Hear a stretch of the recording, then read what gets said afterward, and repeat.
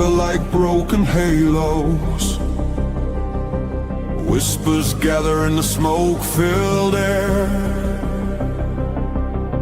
Tables carved with secrets and shadows.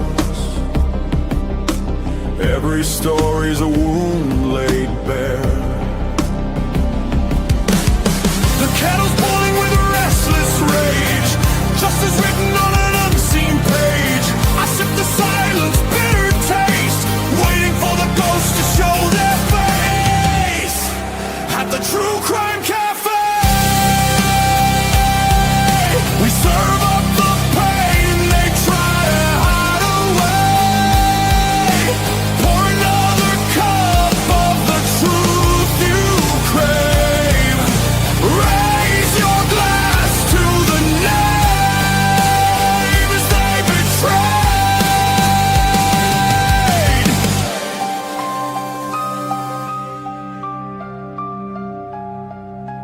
Mirrors cracked, reflections are liars. Ashes fall where the guilty once stood. The jukebox hums like a funeral choir. Echoes pounding through the neighborhood. Every scar is a candlelit vow. We hunt the how, we demand the now. No more silence, no more disguise. We'll paint the night with sharpened cry. At the True Crime Cafe, we serve up the pain they try to hide away.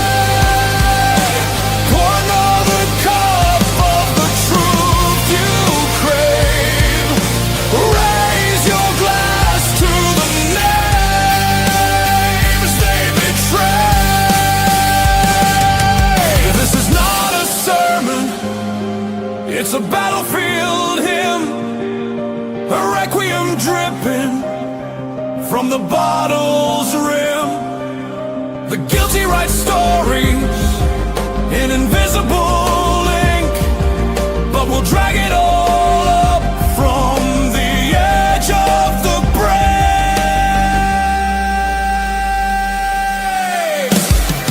At the True Crime Cafe,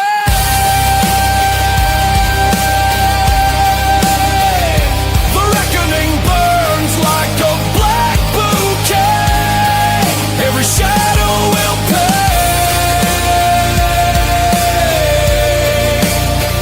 In the True Crime Cafe.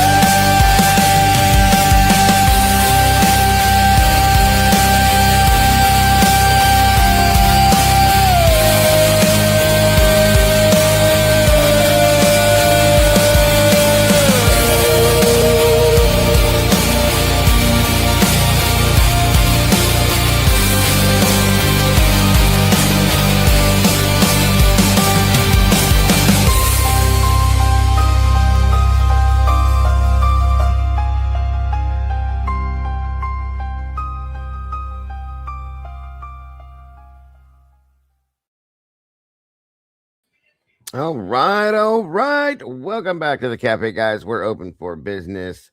Grab a seat, get comfortable, fill your cup.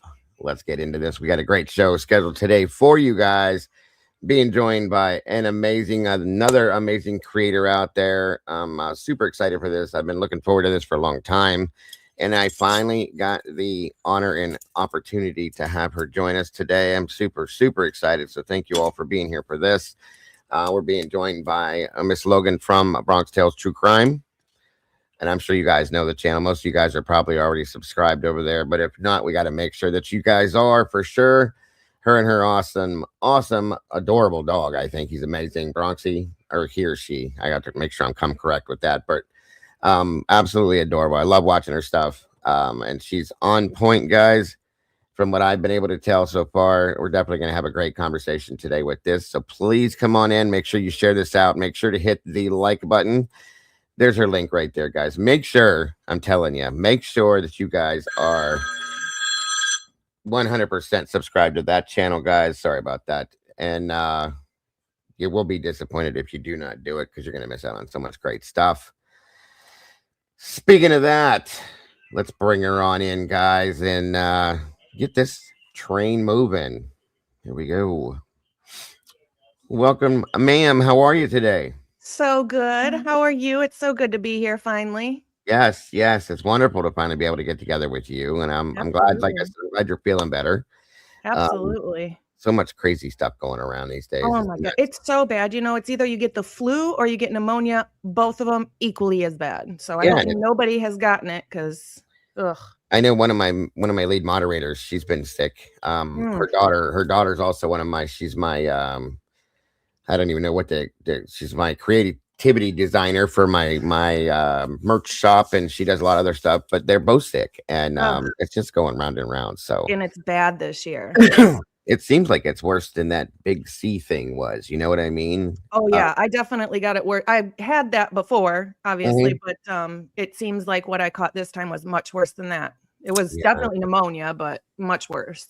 See, that's not good. That scares me because I'm a retired firefighter medic, and I have COPD because I had Oh, smoke inhalation twice as a firefighter, and I have crappy lungs. So to get yeah. something like that scares the hell out of me. Well, So and it'll take you all the way down, whether you have good yeah, lungs or bad lungs, but the bad ones is gonna yes, make it 10 times worse. yeah, So, yeah. that's what I'm worried about. So hopefully we can avoid that.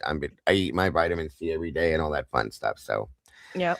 but I again, hope. thank you so much for joining us. I appreciate you so very much, Logan, for being here, and I'm looking forward to the conversation. And as is everybody else in here, plenty of people that have been anticipating this. And I think it was Busy that was the one that was super excited that kind of brought us together. So I'm really appreciative of that. Yeah, there she is, Mhm. right there. She just popped in. Um, and today's a little different, guys. I'm not going to jump in and say hi to everybody because it takes me forever. But hello to all of you. I appreciate each and every one of you guys for joining us today. We're going to be getting into some discussion on the Idaho 4 case, of course, and moving through that. And I guess at some point we'll set it up, have questions from you guys, and so on and so forth, the way we always do things, guys. So thank you guys so much for being here. And please make sure again to hit the like button, share this out. Make sure you guys hit the link and you subscribe to Bronx Tales True Crime as soon as you see it, guys. I appreciate that so very much. So again, I guess let me ask this to start off. How did you get into doing what we do, Logan? So, when I was about 9, I remember planning my weekend around a Charles Manson interview. Ordered pizza, the whole shebang just by myself. And so then I'm like, oh, I'm really into crime and things Yeah. like that. So I've really been into. I was in 3rd grade when I was reading Helter Skelter. So yeah, been into true crime forever. The reason that I ended up just making a YouTube channel was because I was like, I why not have a platform and gather a group of people where we all have like mind and can talk about it? And really, that's all it was. Yeah. Just laid back chit chat. But then I ended up really getting into like the documents and things like that. That's really it. I've been into true crime my whole life, so I was just Mhm. like, why not make a channel and talk about it? That's It about it. where it makes sense. Yeah, Yeah.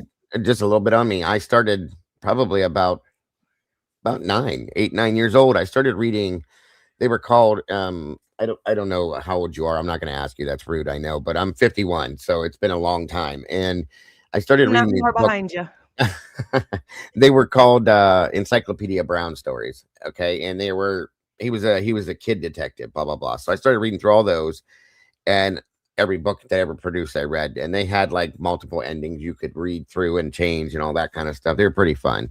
And then I got into the Hardy Boys, Nancy Drew stuff, and I kept Mhm. on going and going and going. And as I got older, it just stuck. It just stuck. I was surprised to hear that the Charles Manson thing from you at 9 years old. That's kind of wild. That's awesome. I mean, it tells you right there what you're going to do in life or what your interests are going to be if you're doing it at that young of an age, I think so. Yeah, um, absolutely. and then I unfortunately at 12 years old, I lost a very, very close friend of mine. He was murdered, Mm. Oh, wow. sodomized. There were some horrible, horrible things done to him. And that person was convicted. Two people were convicted of the crime, and they both sat in prison forever. One of them died of the big C because we can't say it on here, I guess, still. But anyway, the other one is still on death row. This was 40 plus years ago. And or well, a little under 40 years ago anyway, and he's still sitting on death row. 2026 is he's finally supposed to be, you know, but it's been that long since I was 12 years old that this man's been sitting on death row. So for me, that kind of pushed me into this a little bit more about looking for justice and finding out why things like that happen. So, What state was that in? Was it a national case? Would we know it? Ohio, no, it didn't go national Mm. back then. It was back in 1984, unfortunately. But Oh, okay. it's insane to me that this person sat on death row this long. I mean, he did all of his appeals, he tried multiple different things, and nothing. They finally lapsed it, and this year's the year supposedly. So it's pretty wild. It's wild. But that's what kind of delved me into like looking into things a little bit more than what just sitting here and watching stuff. You know what I mean? Yeah. Hiking for justice or whatever you want to call it. But and then of course I got involved. I think the first case that ever brought me, like, I had notebooks and pens and pencils and stuff like that for the John Benet Ramsey case. I was taking notes on that, so on and so forth. Of course, O.J. Simpson back in '96, I think it was. I was following that one too, and I could not look away, all that kind of stuff. And then the Gabby Petito case is what brought me into here, and it was like first case I covered here. And then Summer Wells, I was very deeply into. Kylie Rodney, very deeply into. And then, of course, the Idaho 4 case exploded, and everybody showed up at that point. So ever since then, I've been on that. And I've covered multiple cases: Delphi, Long Island serial killer, Luigi, smaller aspects with some of the other cases, but I've covered a lot of different stuff. I've covered a lot of missing people. And again, like I think I had told you before, I'm a retired firefighter medic. That's what I did. Hurt myself and I could no longer do it anymore. So when you sit at home for so long, you got to find something to do. And I watched everything I could watch. I fixed everything I could fix. I got bored, and here we are. So, but I wish I would have started a channel back in, like, I don't know if you ever heard of the Kanika Jenkins case. yes.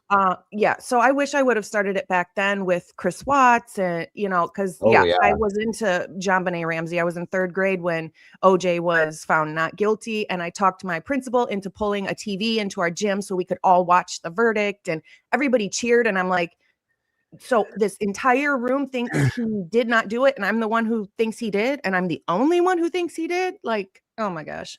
That's crazy, So, yeah. though. But That's I wish I would awesome. have started a channel back in those cases, probably about 2014, 15. Because, yeah, I followed all those cases, the same ones that you just mentioned. So, Right. Wow, third grade. I love that. well, strangely, I don't know if you know this, but the Kanika Jenkins case, I was literally at the hotel, the same hotel that night. I didn't go inside. I was sitting in the parking lot with my friends, but it was at the same time. We were trying to figure out if we wanted to leave the city and go home or stay in the city for the night. It was about 1, 2 in the morning, and we decided to go back home. But it was that hotel parking lot at that time. And I was like shocked the next day when I found out what happened, because I was like, I was there. Wow. That Yeah. was a wild case. Yeah. Yes, that is crazy. And that to be there, I mean, only knowing what could have happened or what you were, you know what I mean? That's wild. That is really, really crazy. Very crazy. Again, welcome everybody that's just jumping in. We're being joined today by Logan with Bronx Tales True Crime. We're going to be delving into the Idaho 4 murder case and looking into probably some of the newer stuff, so on and so forth, to see what we can come up with today. So let's see here. I want to make sure. Yes, I do too. A lot of people are saying they like your microphone because it changes the colors and all that. It does. I've been struggling with it actually lately. It's not like an expensive microphone. It's actually fairly cheap, but I've been struggling with it. It worked perfect at first, and now for some reason it's like doing its own thing. And I also suck at technology. So well, no, operator error. It's not you, because I had that same exact microphone and it worked well for about a month, and then it started doing weird things and cutting out and doing this. So that's why I ended up with this thing here, which I still don't like this one. I have another one that I'm a procrastinator. My blue crew in here will tell you, all my moderators, I was supposed to spin this around, this whole setup here, and change my outlook and things like that, and then hook up a printer and do all this. And I haven't done it yet. So It's one of those things. They like to harass me big time. Good to see you, SRB. I'm glad you're feeling better, dear. So, Moonlit says, was that the case where the wife ran over her cheating husband? Which one are you talking about, Moonlit?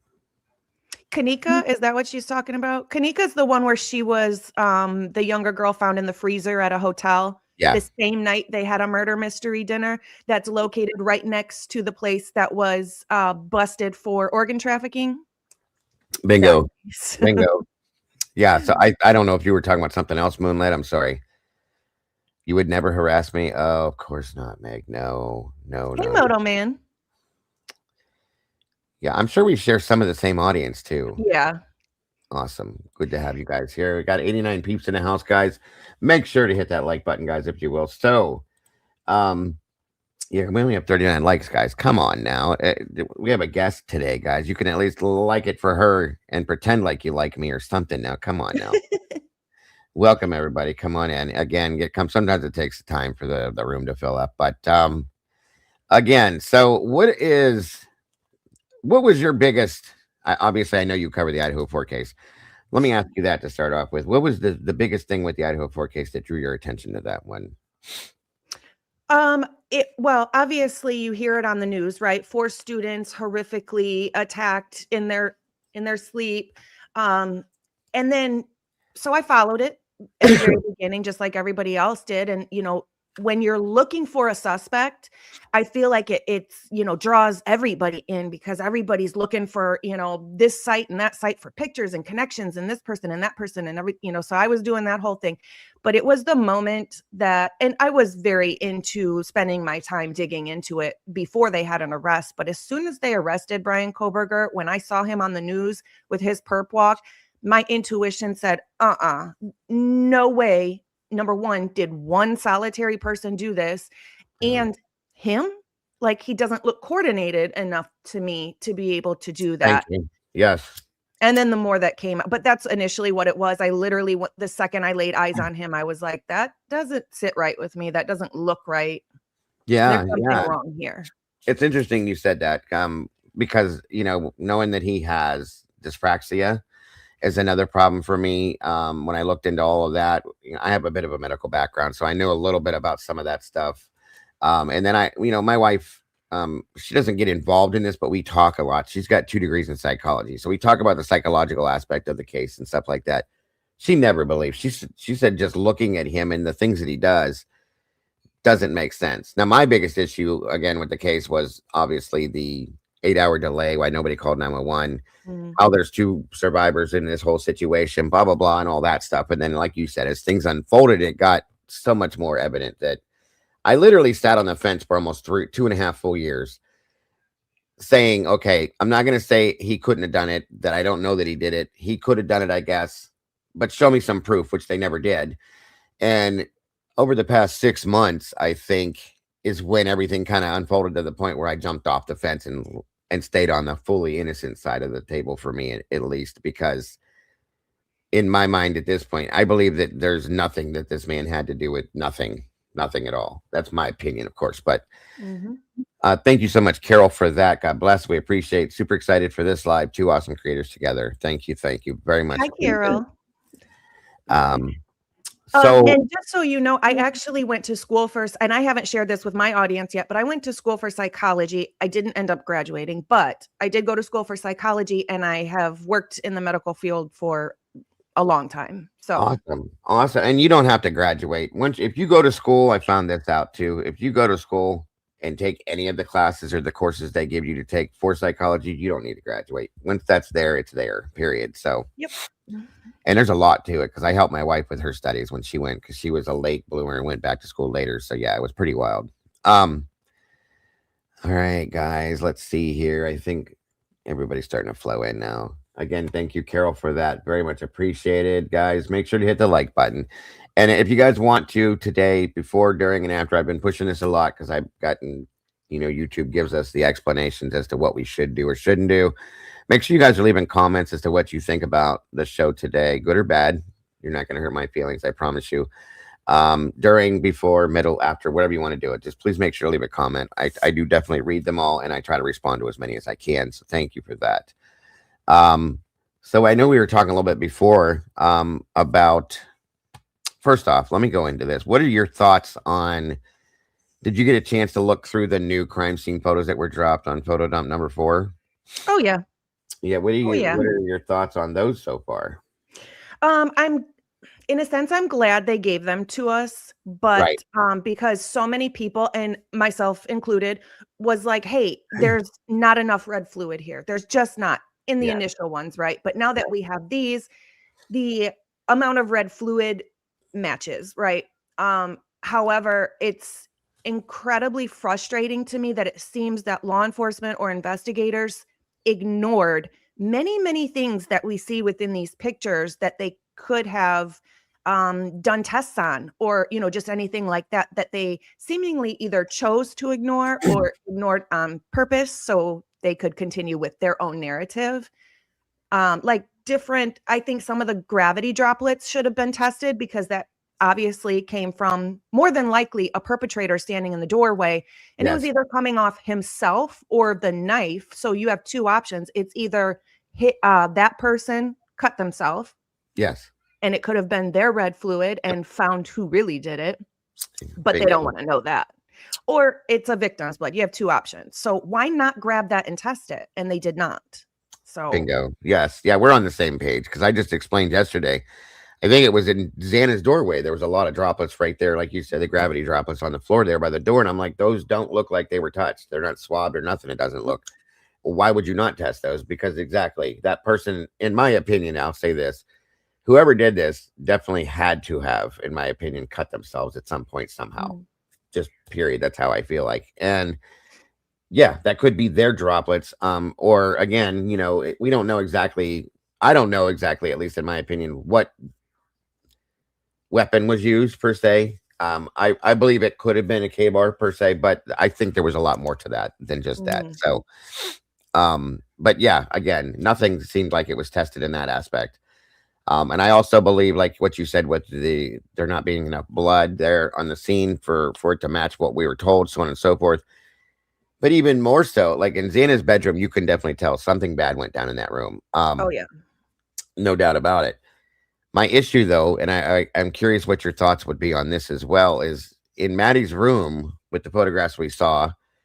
To me, it's hard for me to imagine Kaylee, I guess should say, being attacked in that room because of the lack thereof in that bedroom. In my opinion, I see there's a little bit of spatter here or there, and there are some pretty good stains on the bed and stuff. But for what we know that was done to her, it doesn't seem to me like it happened in that room. I don't know if you have an opinion on that. I do, actually. So I think that she was initially attacked in the living room or by the pong table, which is why there is.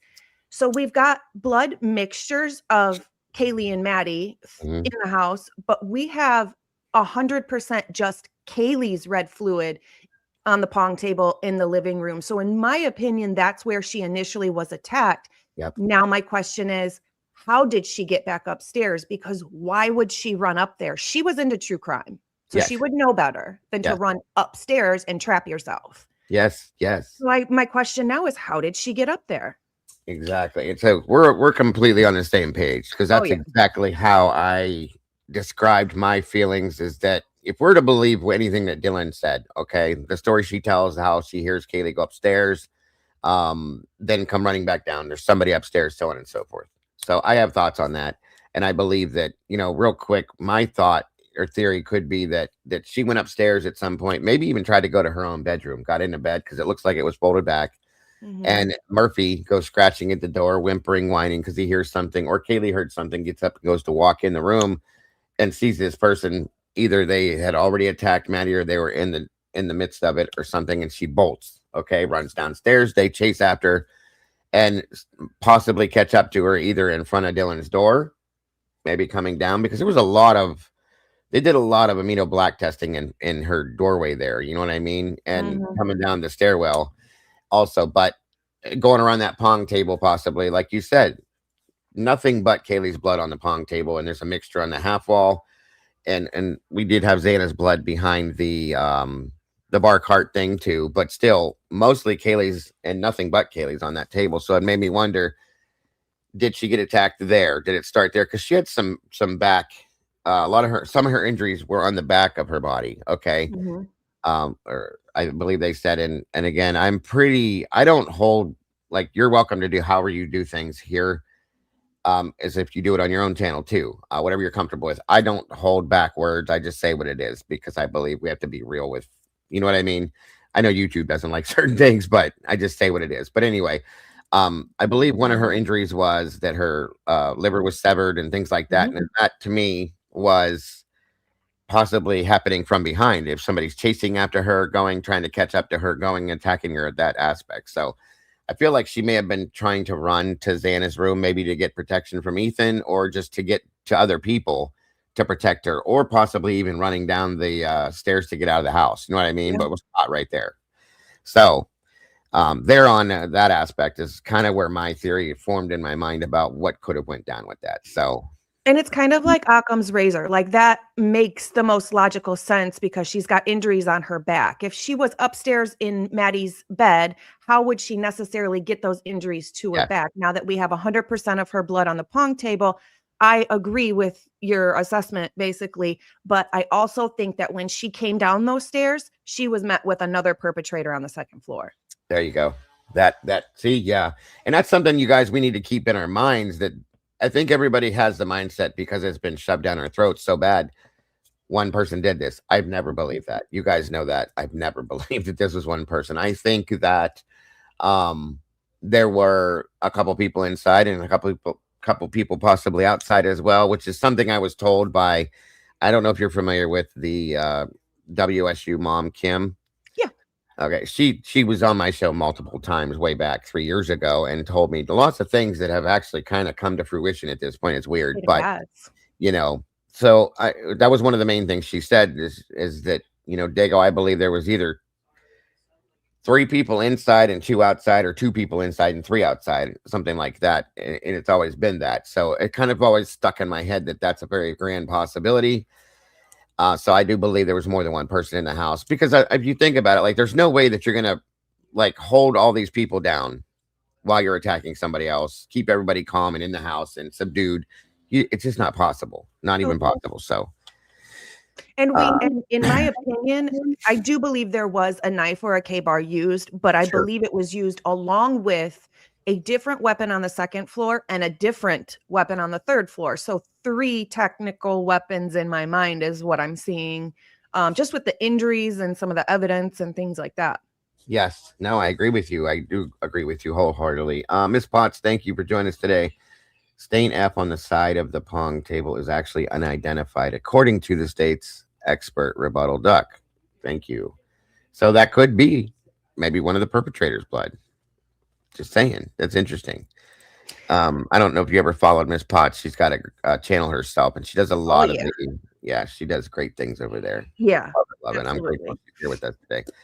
So yeah, sorry, I'm a little bit out of sorts because of all the things I had going on before this morning. So I'm trying to put my head back into where we were at. No worries.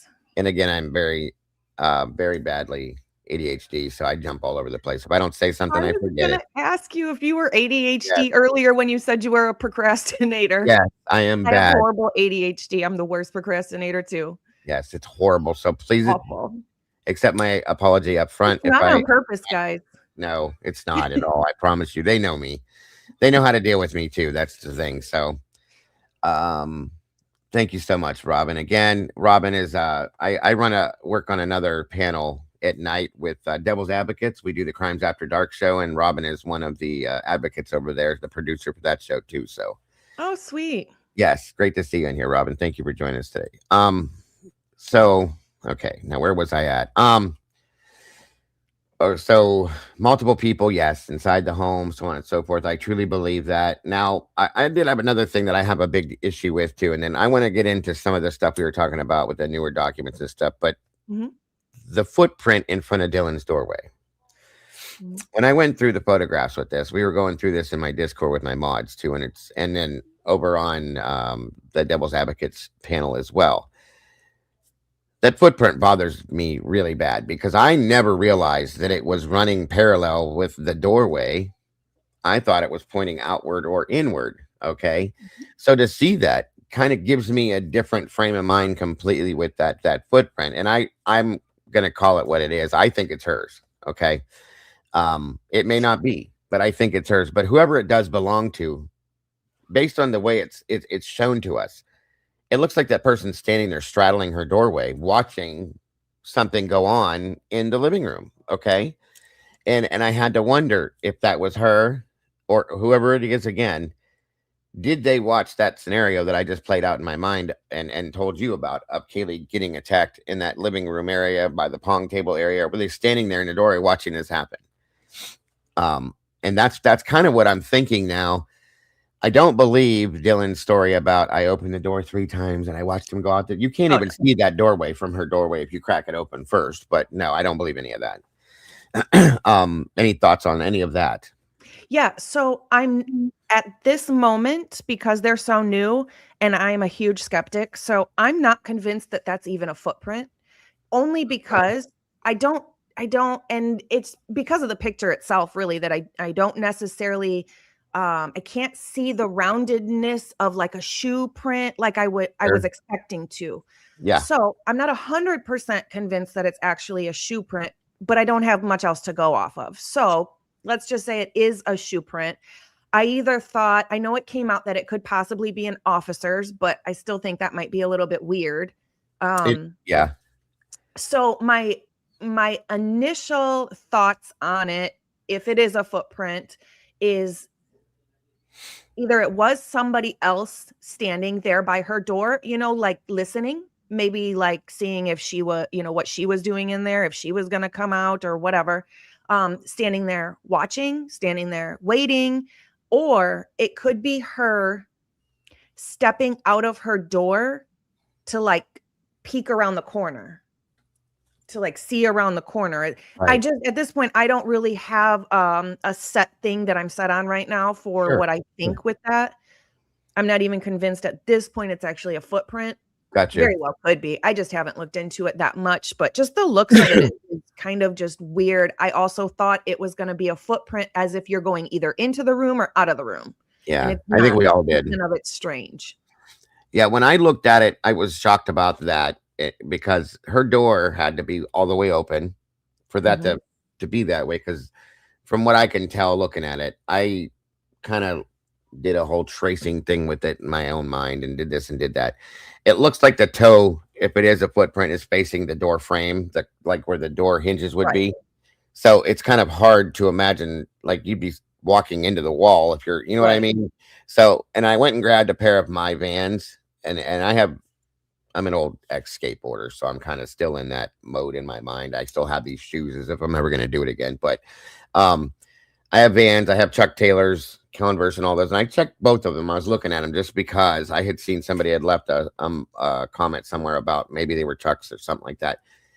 It matches almost identical the pattern on the bottom of my pair of Vans. So I do believe it very well could be at least a partial of a shoe print. But you could be right. I have no qualms with what you said at all because it very well could be something completely different. Just looks like that. You know what I mean? So there's no problems there. Why would they highlight that one and only print? If you're going to look for that, at least look for the ones to get the idea of the path of travel. I agree. Thank you, Moto. Very much appreciated, brother. And yeah, I agree with that. And that's something I've always had issues with too, is there's only one. Where's the rest of it? How were you standing? Were you standing there hopping up and down? What were you doing? It's weird, but agreed, 100%. Yes, thank you so much, Moto, for that. We appreciate you, bud. So what is your, before we jump into this other stuff, what's your, at this moment in the case and so on and so forth, what's your biggest issue right now? I don't know. Gosh, there's so many of them. And it's sad that you can even say that in any case. To have this many issues is wild. I think that it was so law enforcement, the players at B in this case are so powerful that nobody's speaking to this day. And I struggle with that because as you see, when something happens in my backyard, I'm running all over it to show where he worked and where, people, not one person did that there, and they're still not doing it. So they're all terrified of somebody and something. And I believe that everybody there knows, not everybody, but most people know actually what happened, maybe who it was, and they're not speaking because they're terrified, which tells you they don't have the right person in jail. If they had the right person in jail, everybody would be coming out talking about it, you know, telling what they know, what they saw, what they heard, who they talked to, all the rumors, you know, but nobody's speaking. And I struggle with that. So it tells me that law enforcement, I think, purposely chose to ignore certain things, and it, because of the things they chose to ignore that were so major that could have given them leads or a story or told them exactly what happened as they investigate into, you know, information further. They didn't do any of that, and they took the roommates at their word. If those were males, they would have been arrested immediately, especially a male standing there with a knife, which tells me that a lot of this is almost like they knew it was going to happen. They knew what was going on. They knew what it was going to take place. They were investigating the Aryan stuff and the drug stuff and everything. And now that we know that a CI was possibly one of the victims, tells me more and more that it was possibly a hit of some sort for some reason. So the fact that officers chose to ignore all of that immediately tells me that they know more, and they definitely covered it up on purpose. I have to agree. I have to fully agree. Can I ask you real quick? Are you from Canada by chance? I'm from Illinois. Illinois. Maybe that's it then. Maybe you had. I heard something in your voice that sounded kind of either Minnesota or but maybe it's the Illinois thing. I don't know. That's wild. It just, even people here make fun of the way I talk. I don't know why. No, it's not. I don't. By no means am I making fun of it. It just sounded like, it reminded me of. There's that ADHD thing. I get stupid things in my head, and it catches stupid things. So you hyper focus on something that's completely unnecessary.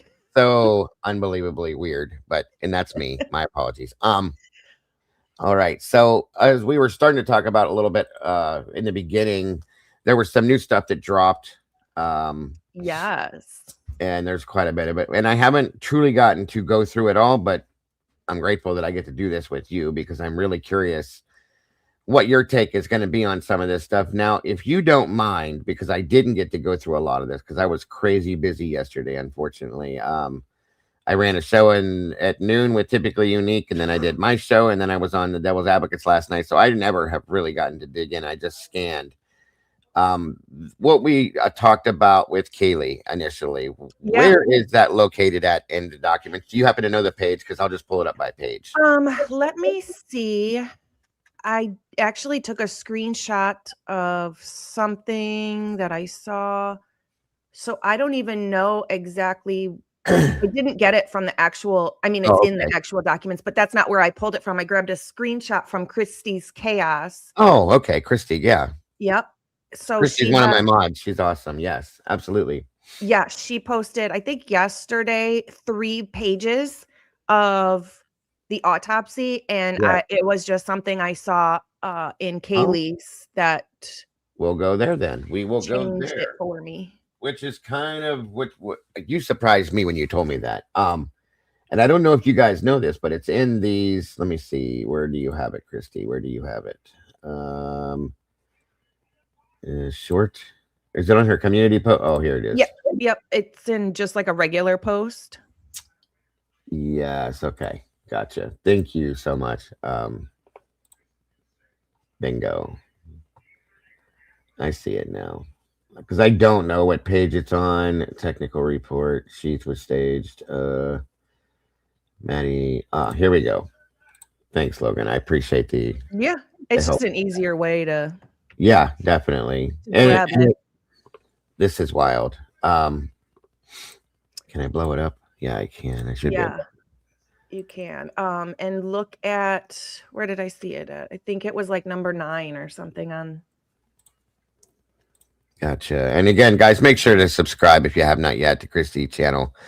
Christy does amazing things. She's an amazing moderator and just super great creator and does awesome stuff. So please make sure that you guys are subscribed over there and showing some support for all the hard work she puts in. So I believe this would be the report you were talking about, I'm guessing, with the autopsies here. If you just look at number 9, Yes. it tells you exactly what I said. Oh, hold on here. Yeah, no problem. And see, I knew bingo or no. 1 second. Nope, not that one. Let me see what page it is that she posted. 1 second. And we knew that there was asphyxial injuries, and I was thinking about that kind of stuff before you guys, not what Logan told me this morning. Not at all. So quite interesting. It's saying Kaylee's autopsy gives the date and time, cause of death, multiple sharp force injuries, blunt force injuries of the head, asphyxial injuries. Well, there's something to that now, guys, that I was very shocked to hear. And I guess not shocked, but I didn't know. So in turn, and it also gives me a very, I guess you could say, like a for sure feeling that this was more personal than anything, in my opinion, I'll say. Yeah, stabbing itself is very personal, but now this is over the top personal. Yes, I agree. And it basically this is not the right page, then I take it. I think it should be it's not that one. Go to the first one and go to number 9. Does it show a number 9? It stops there. Can you click on it? Like the whole picture itself? It won't let me. Hold on, let me back it up. Try this again. Go to her posts. It's a little too big. I can't see it now. Hold on, guys. Sorry. Okay.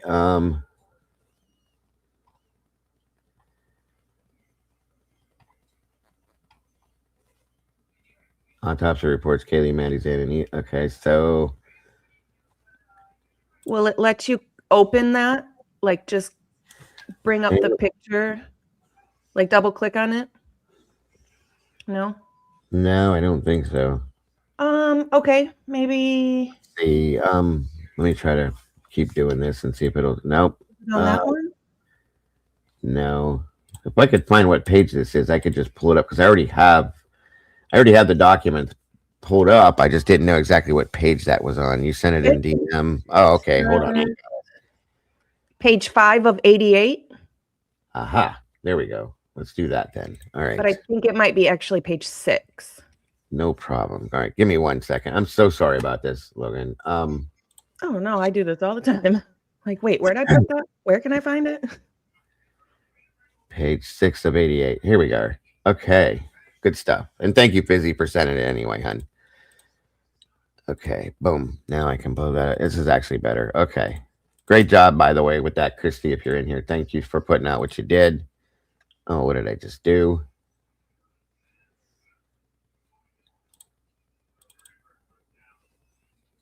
Nope. What am I doing? Sorry, you guys.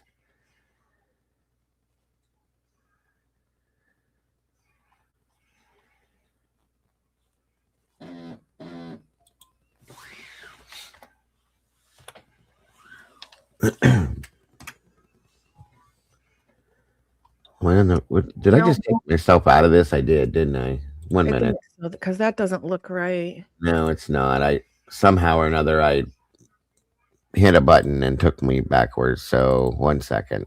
Just give me a second. I'm so sorry.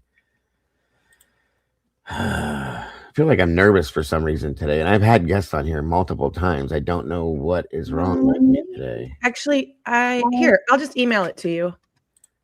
I think Busy said she dropped it in the back, so I can just grab it. You don't have to worry about that. Oh, okay. Yeah, 1 second. I'll just pull that. Good Lord. My apologies. Here we go. Okay. Sorry, everybody. I don't know what's wrong with me today. Okay, here we go. All right, page 5, page 6.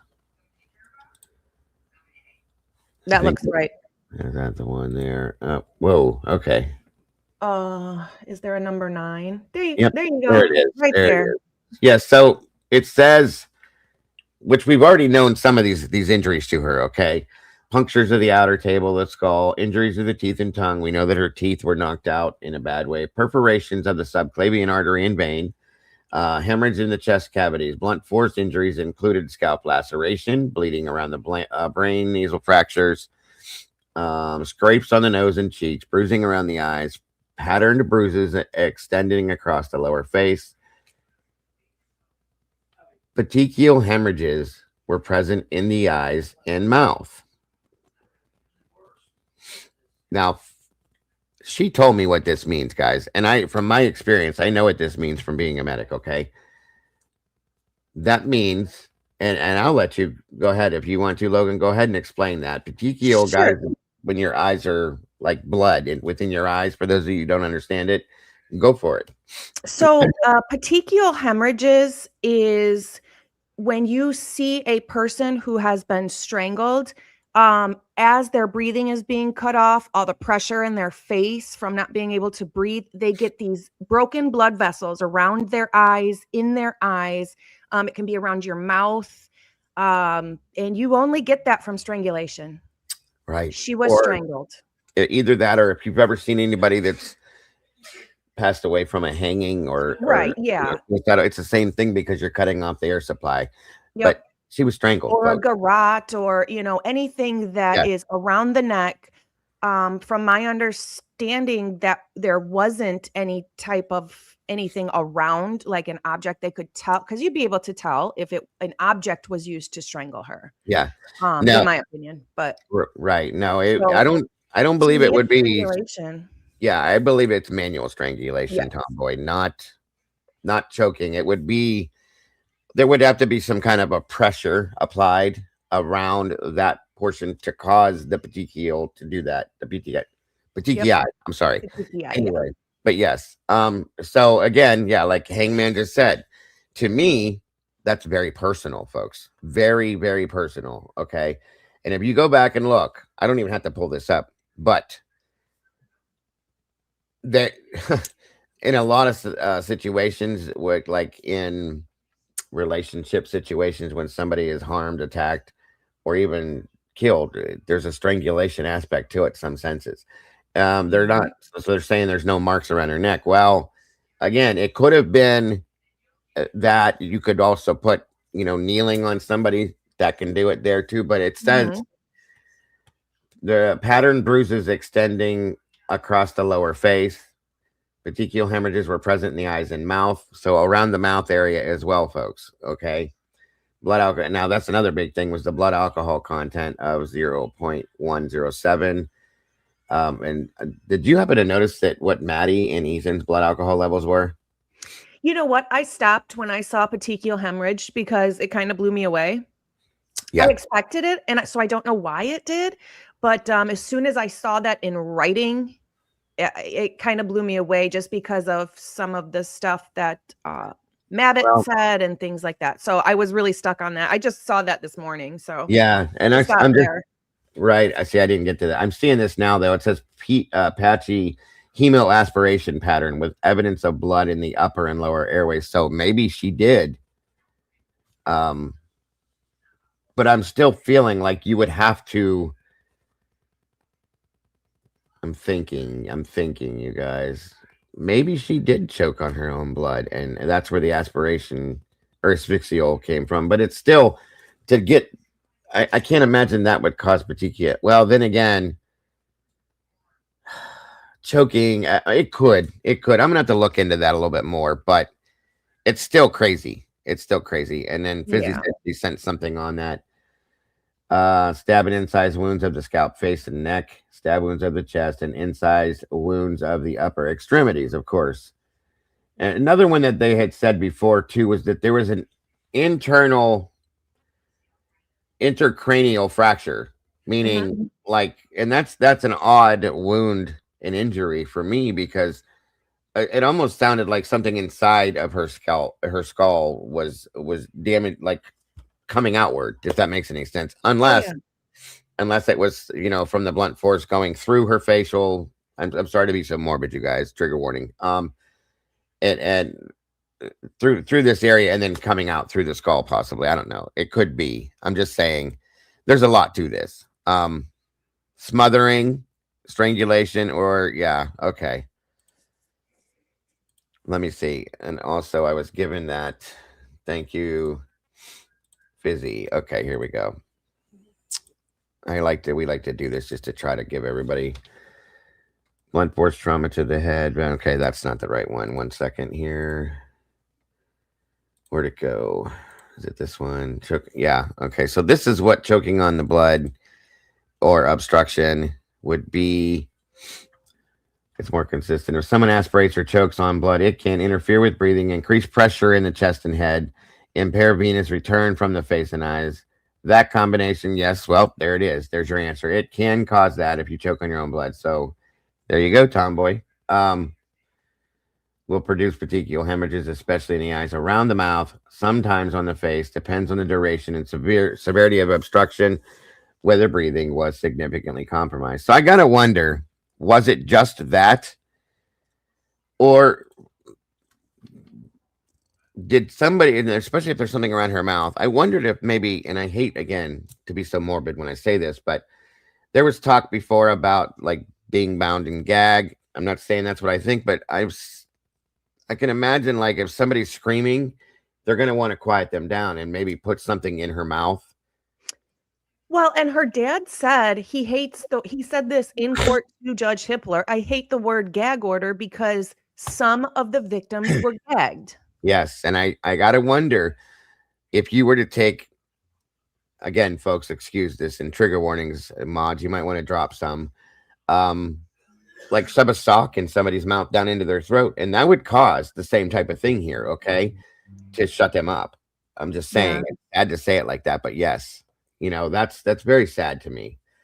For petechial hemorrhages around the eyes and mouth, doesn't there have to be some sort of pressure though on the Well, it neck? says, yeah, I thought that too. You're right. That's why I automatically thought that. But it says if someone aspirates or chokes on blood, it can interfere with breathing, increase pressure in the chest and head, which would make you try to, because you're causing pressure by trying to breathe through that. Okay. Right.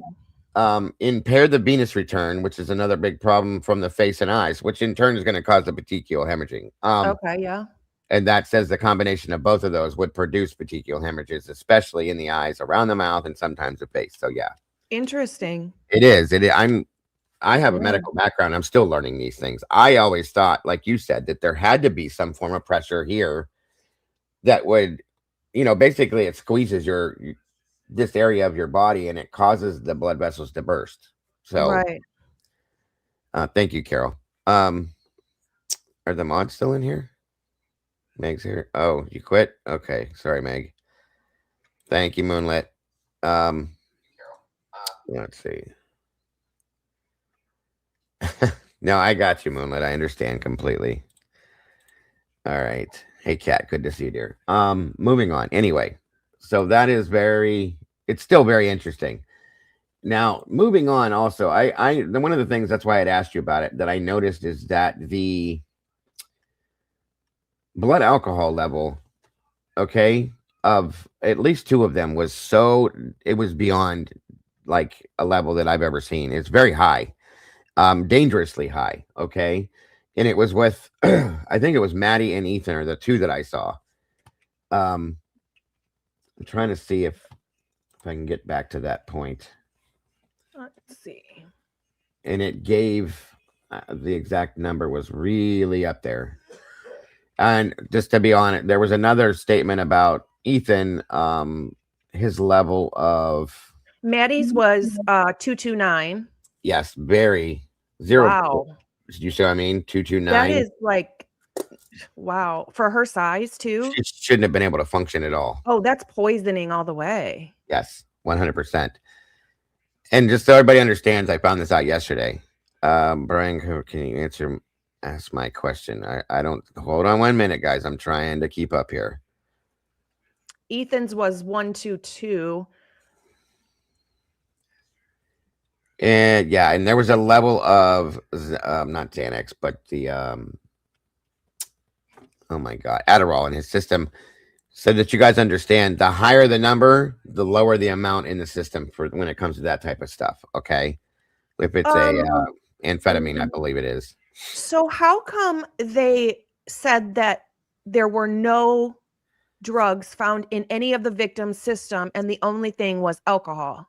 Why did they tell us that? Well, if you notice, they were avoiding the whole drug aspect to this the whole time. They kept going away from it, going away from it, going away from it. Well, maybe because it has something to do with it, possibly. There it is. Thank you. Exactly. Yep. 260 ng per milliliter of amphetamine. Xana had 12. And so, again, the more, from my understanding, the more that shows with the NGs in this aspect for amphetamines is the lower amount, is how I understood this yesterday. Somebody told us. So I don't know. Like they said, there were no illicit drugs in their system. Right. Now, something I want to bring up is my videographer had found this. Molly digs and digs and digs and digs, and she found a document from the state, by the way. It was from the state, okay? And it stated they showed 4 murders. Those were the only 4 murders that had happened at that point. And it showed that 2 of them had illicit drugs in their body and 2 of them did not. Right. So Ethan So and now, Xana yeah, so now we're seeing that, right? Ms. Potts says, I don't know if it's urine or blood as this state's expert is referencing. Gotcha. Thank you, Annie. I don't understand about lying about the drugs. I don't either, unless they're avoiding the absolute topic of drugs, period, to stay away from that because of the situation, maybe. Well, here's kind of the way I look at it. If they're going to give us information, more than likely it's because there's nothing with it, right? We're not going to find anything. They don't have a problem sharing information if there's nothing to it. So I feel like when they put stuff out, some of it is because there's really nothing to it. But if it's information they don't want us to have, right, they're not going to give it to us. So I think not talking about the drugs at all and coming out and saying that it wasn't, none of them had drugs in their system, only alcohol, was a big deal, which tells me this whole thing might have something to do with it, especially now that we hear that one of the victims was a CI. Bingo. Yep. That is absolutely my thought. See, here's my thing, Annie. I was under the I thought possibly that the amount of drugs, the Adderall, could have caused an overdose. And somebody came and said that it's the opposite of that. So that's what I don't understand. And I'm still lost on that. So I'm, you know more about that stuff than I do, Annie. So Adderall is listed as an amphetamine. Yes. If it's a urine test, it means he consumed large amounts in the 3 days to a week prior. Okay. Oh, you know what? I'm sorry. I don't mean to interrupt, but last night on my live, I thought I saw a tooth on the floor. Well, now that I'm reading, it says right here, wounds extending into the bones of the right hand of Xana. Instead of being a tooth, it was probably a bone fragment that I saw on the floor. That would make sense. And I thought I saw one on the floor in the kitchen on the mat. It looked like it could have been one there too. So my goodness. Wow. If it's and all of this takes time to do. Yes, ma'am. Yes. So, it's not going to be Brian Koberger by himself doing all of this to 4 victims, fighting each of them, different weapons, not tracing anything outside of either room in 5 minutes or 7 minutes. No way. No way. No way. In a home he'd never been in? Stop. That's not crazy. ever. Not ever. It doesn't make sense. And yes, Kim, if somebody that doesn't have ADHD takes Adderall, then yes, it's going to be like, in a sense, almost like doing cocaine per se for them, because it gives them an up, like it lifts them up and they speed around. They want to do everything. You know what I mean? So unfortunately, my oldest son had an issue with it, and then he moved on to the next best thing. And so it was a big problem, very big problem, which typically does happen in a lot of aspects. Welcome. Well, and her mom did, you know what I mean? Kara did. That's what she used as well. So yes, it's a problem. Right? What about the smiley face? Okay. Hey, John, welcome. That is not completely drawn in blood. That was a couple curly fries that had fallen on the floor as well. And my initial thought on that actually is I don't think Murphy was running around then because I feel like he would have eaten them. Yeah, I agree with that one too. And what are your thoughts? Do you think he was there the whole time, or do you I think that don't know. I don't know. It's so hard to tell because we hear the barking, but it could Mhm. be another dog in the neighborhood as well. Yeah, Um, I yeah, feel like if he was there, we would see him tracking stuff. especially if that back door was open. If he was outside at any point and that back door was left open, he'd have went in there looking for his person, and probably, they smell everything and tried to Oh, go yeah. find her, I would think. And I think I saw one photograph where there's a couple paw prints in Maddie's bedroom, I think on the floor at the end of the bed. I thought like three of them, but they're not like per Okay. se bloody. They're just paw prints. So it could be that they're just regular paw prints. You know what I mean? Hmm. And I wondered, did the poor dog go in there, see what was going on? She's not moving. She's not responding to him, and take off and go hide in her bedroom on the bed because of that situation, Right. I'm so torn on if he was there and if he was not there. I'm very torn on it. Very much so. Yes, I agree with that. I Very feel much. like if he was, we would see more evidence of it, and we just don't, and it's just strange to me. Right. I don't mean to be a bother. And no, not a bother, not a bother. But I really want to know your opinion on an allergic reaction mixed with alcohol. I don't think there would necessarily be an allergic reaction. If anything, the most that obviously they were used to taking it, right? If they've got it out on their deck, that was something common with them or between them. Yeah, So really what would happen, in my opinion, if you're taking an amphetamine and drinking, it's going to make you think you're less drunk or feel less drunk than you are. I agree. I agree. Amphetamines sober you up when you're drinking. Which would be why a lot of people take them. If they drink a lot and they want to party, they want to keep going, they take that to keep going. So Yep. his levels did not seem to be therapeutic levels, whether it's urine or a blood test. Good point. Good point, Miss Annie. Good point. But again, and I have a question too that was brought up last night. We were talking about this with the amount of their alcohol levels. Okay. How can I say this? What I was trying to say was I almost wondered if they were forced to drink more alcohol, possibly when this went down, if somebody maybe held them down or threatened them in some form or fashion and made them drink more to make it that high. You know what I mean? A lot of people stated in the reports that they had never seen Maddie like that night. And we watched her walk and stuff. So, but to get to that level, I mean, maybe she just drank too much, just to be real. But other people brought that up. Or did they force them to drink it? Did they do that on, things like that? And it could be either one, I guess. Very high doses can cause hallucinations. Drinking while on a high dose is not recommended. I have ADHD and can you tell? But I think a lot of us do these days. I think a lot of us do truly. Party time, madness. Yes. Okay. Somebody said waterboarding, but with alcohol. It's just an interesting thought. That's why I love the chat, because people, come up with stuff that my brain didn't come up with. And I'm like, oh, that's interesting. 100%. I've always been like fully interactive because I love seeing what they have to say. Yeah. Always. Chat is the best. This girl, I knew that. Oh, I didn't even see it. I'm sorry. I'm trying to keep up. There's like 300 some odd people here, guys. So bear with me. You know how I am sometimes. I commented saying this girl I knew that was murdered. The murderer was shooting her up with meth to keep her alive. Oh, horrible. That's horrible.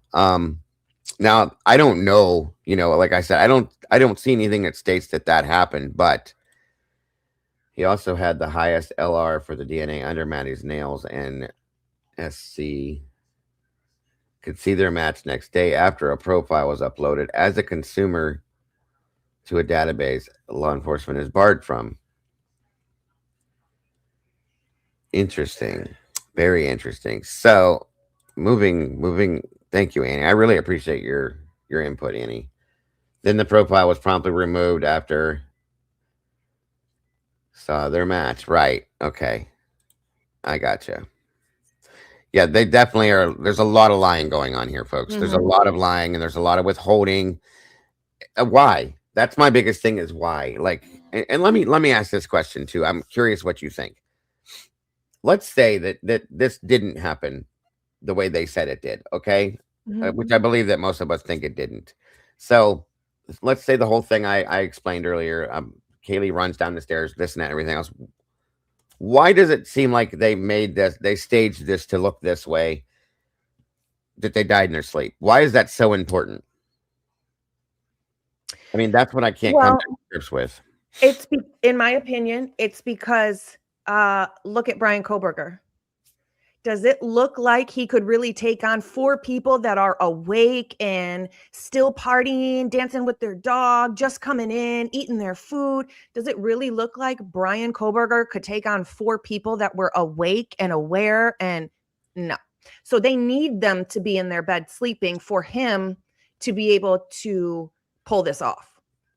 Good point. Very good That's point. what I See? think. That makes perfect sense. It does. That absolutely makes perfect sense. Do you have any thoughts? And I know we're jumping all over the place, but I don't want to keep you here forever. So, do you have any thoughts into Brian? Where does Brian come into the picture, Logan? What do you think with him and why? I think it was before the crime happened. Why is he being pulled over so many times? Why do they have so much information on him? Why is his name in the document before they even have his DNA? What, I think Yeah. he was being tracked and watched prior. I just don't know why. I don't know if it's because of now there was a document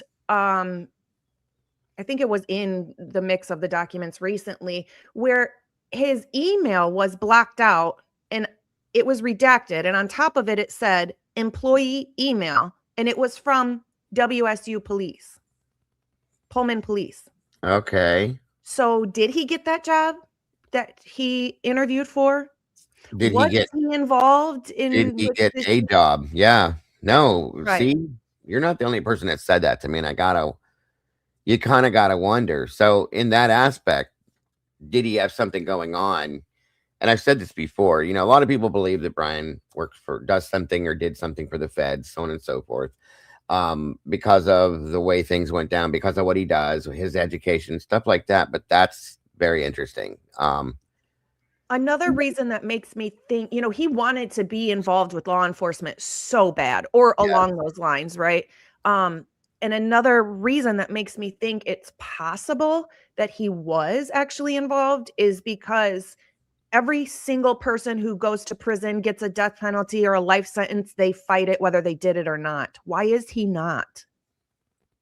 Why is he not fighting it? yeah, He that's just not that's yet. Maybe we need to give it some time. I don't know.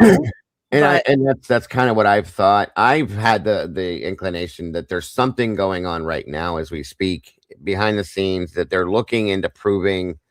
This is just maybe it's wishful thinking. It probably is more of that than anything, but that they're trying to prove the obvious prosecutorial misconduct, judicial misconduct, in my opinion, of course, and the investigation itself being so absolutely flawed that there's no, mhm, you know what I mean, and or the the obvious fact that there's other people that did this and not him. right. But that's what I think they're trying to do, possibly, if anything, because again, and I know everybody's going to say that they don't have to, but we haven't seen the defense team withdraw as his defense at all. Okay, which tells me, at least in my mind, and again, I think it's wishful thinking, that there's still something going on in the background, that they're still doing some things for him. But I just wonder. I just That's wanted to put very that out there too.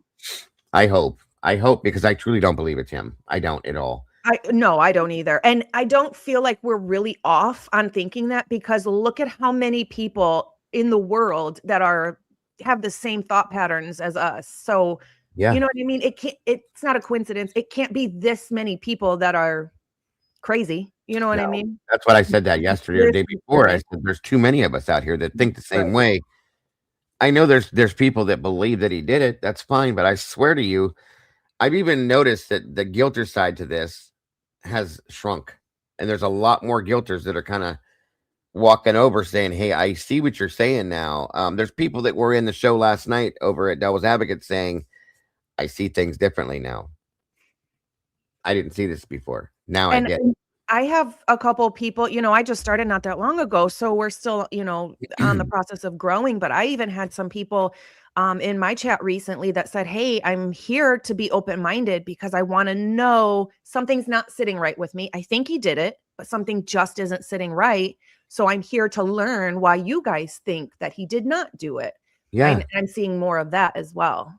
And they're not showing. And that's what I think some of these people are opening their eyes and saying, okay, they really haven't shown any proof that Brian did this. They were all on board saying there's so much more that we're going to see when this goes to trial. But then at the sentencing hearing, Mr. Taylor stands up and reads the damn PCA that's garbage, that doesn't even exist anymore. He himself said it doesn't matter anymore. And that's all he did. There was nothing else, you guys. There is nothing else. There never has been. Okay. And they knew that. And hearing Steve Goncalves in his interview state, because he's so angry, and I get that. And I get that sometimes Steve says things maybe that are off, but I believe this statement when he said that Bill Thompson got down on his hands and knees and begged the defense to take this plea deal. Well, I believe that at this point because I believe they didn't have a case. And I think that this was never supposed to go to trial, Logan. I think that the plea deal was in mind from the beginning, that they knew they were going to do this. They were going to try to scare him and corner him into having to take a plea deal because they knew that they could not convict him the way you should because they had no case to convict him with. When I watched the house get torn down, I said, oh, this isn't going to trial. Right. 100%. Right. It was never going to trial. Yes, the plan was from the beginning. That's why the death penalty was attached to this in the beginning, I believe, to use as leverage. Overcharge. Yes, 100%. Yes, absolutely. Yes. So again, same page, same book, same chapter. Yes, absolutely. Hold on, guys. Please bear with me. I'm trying to keep up with you guys today. Thank you, Moomet. And by the way, I see a lot of new faces. I'm guessing some of these are probably, obviously, people from your community. Welcome to all of you guys, and thank you so much for joining us today. Very much appreciate you guys joining us. And I'm sorry I didn't say that sooner. But his defense did withdraw on this case, as it is in the courts now. That is in the plea advisory he signed off on. Oh, see, I didn't see. No, well, okay. I guess maybe I misspoke on what I was trying to say. That they're still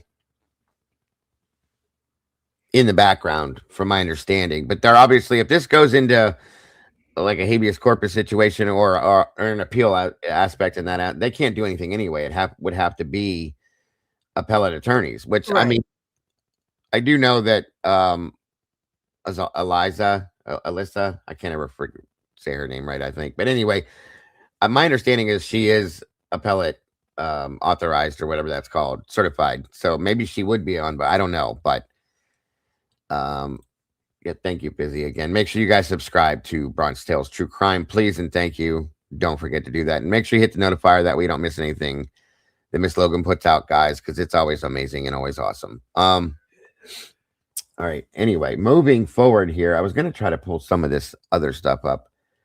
I feel like I'm so disorganized for some reason today. I did too much yesterday and I didn't get too focused, and I'm so sorry for that. Oh, I feel disorganized every day, even when I am kind of organized. I feel disorganized. It's crazy. Oh, that's another question I was going to ask you. Do you believe that, okay, with everything we got with this that came out on the WSU lawsuit, okay, and of course we saw before that all the complaints about Brian from WSU people, so on and so forth. I personally feel that was all brought into effect as part of propaganda to have the public convict him. Like, I don't believe that any of that would have came out if Brian wouldn't have been arrested, period. That's just my opinion. And I still feel that way. And I think that it's been way overdrawn and overdone, that it's ridiculous. Some of the things that have been stated, they're picking on him. I feel like it's bullying and that they're picking on him. Thank you so much, Moto Man. Any thoughts on that whole situation real quick? Yeah. the only way for me to believe that these complaints actually existed before the fact, like when they say the complaints happened, is if it's, you know, some on a text message that has a date and timestamp, something, Yeah. because I don't necessarily, I'm a huge skeptic. I don't believe anything at first. So Right. Yeah. I just feel like, how hard is it to get somebody to write a paper that says this guy's bothering me? You know, being weird and bothering somebody isn't against the law No. unless you get into stalking, which they said he wasn't. So No, but they were stalking him. absolutely. It's wild. I feel like I'm really hoping that in the defending WSU, they bring up points that could help in his defense of freeing him. You know, they need to prove in some way, somehow, that he didn't do it in Yes. order to not have to pay out all this money, right? Absolutely. Yeah, absolutely. And like I said, they were stalking him. They're keeping this tally of this and everything he does. They're watching, they're following him around. They're like picking it apart, guys. And that's creepy to me, way more creepier than anything they've explained. What's up, Willie? I see you, bud. Sorry, I'm just trying to keep focused, bro. I see you today.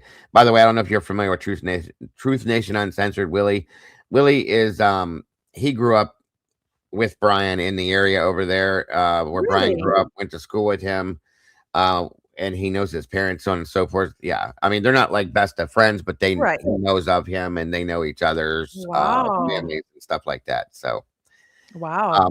yeah, he's been trying to reach out to Michael, Brian's dad, and let him know that there is a support system out here supporting them over there, that we don't believe Brian did this, so on and so forth, and all of that. So Willie's been grinding hardcore on this since this went down too, because he again said, I know who Brian is. I knew Brian. I saw Brian all the time.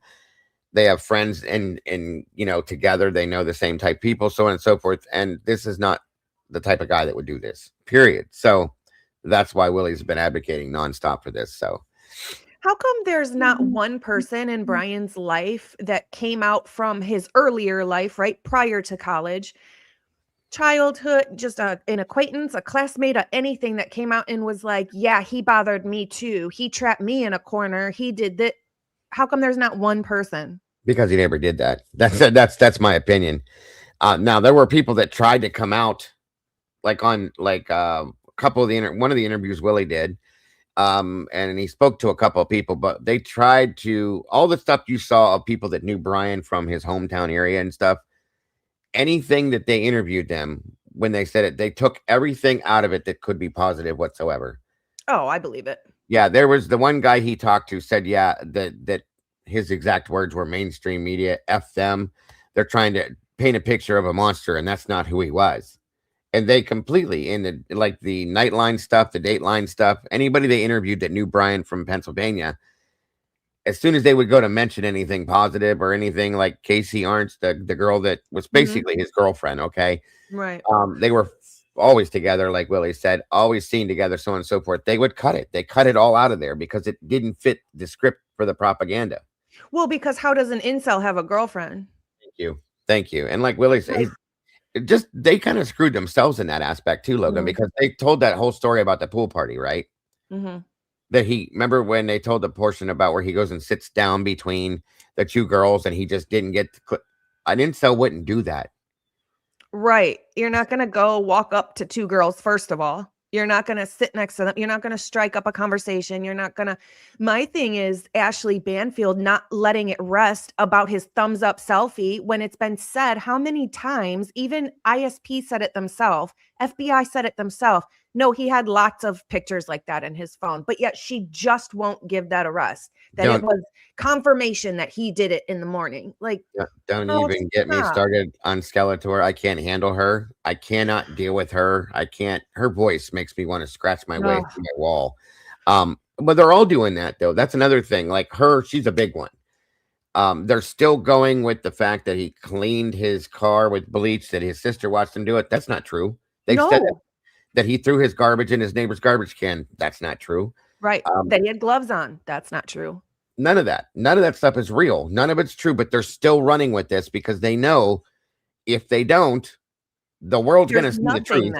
That's it. Yes. The only thing is a one skin cell on a sheath that is literally manufactured close to the area that he lived.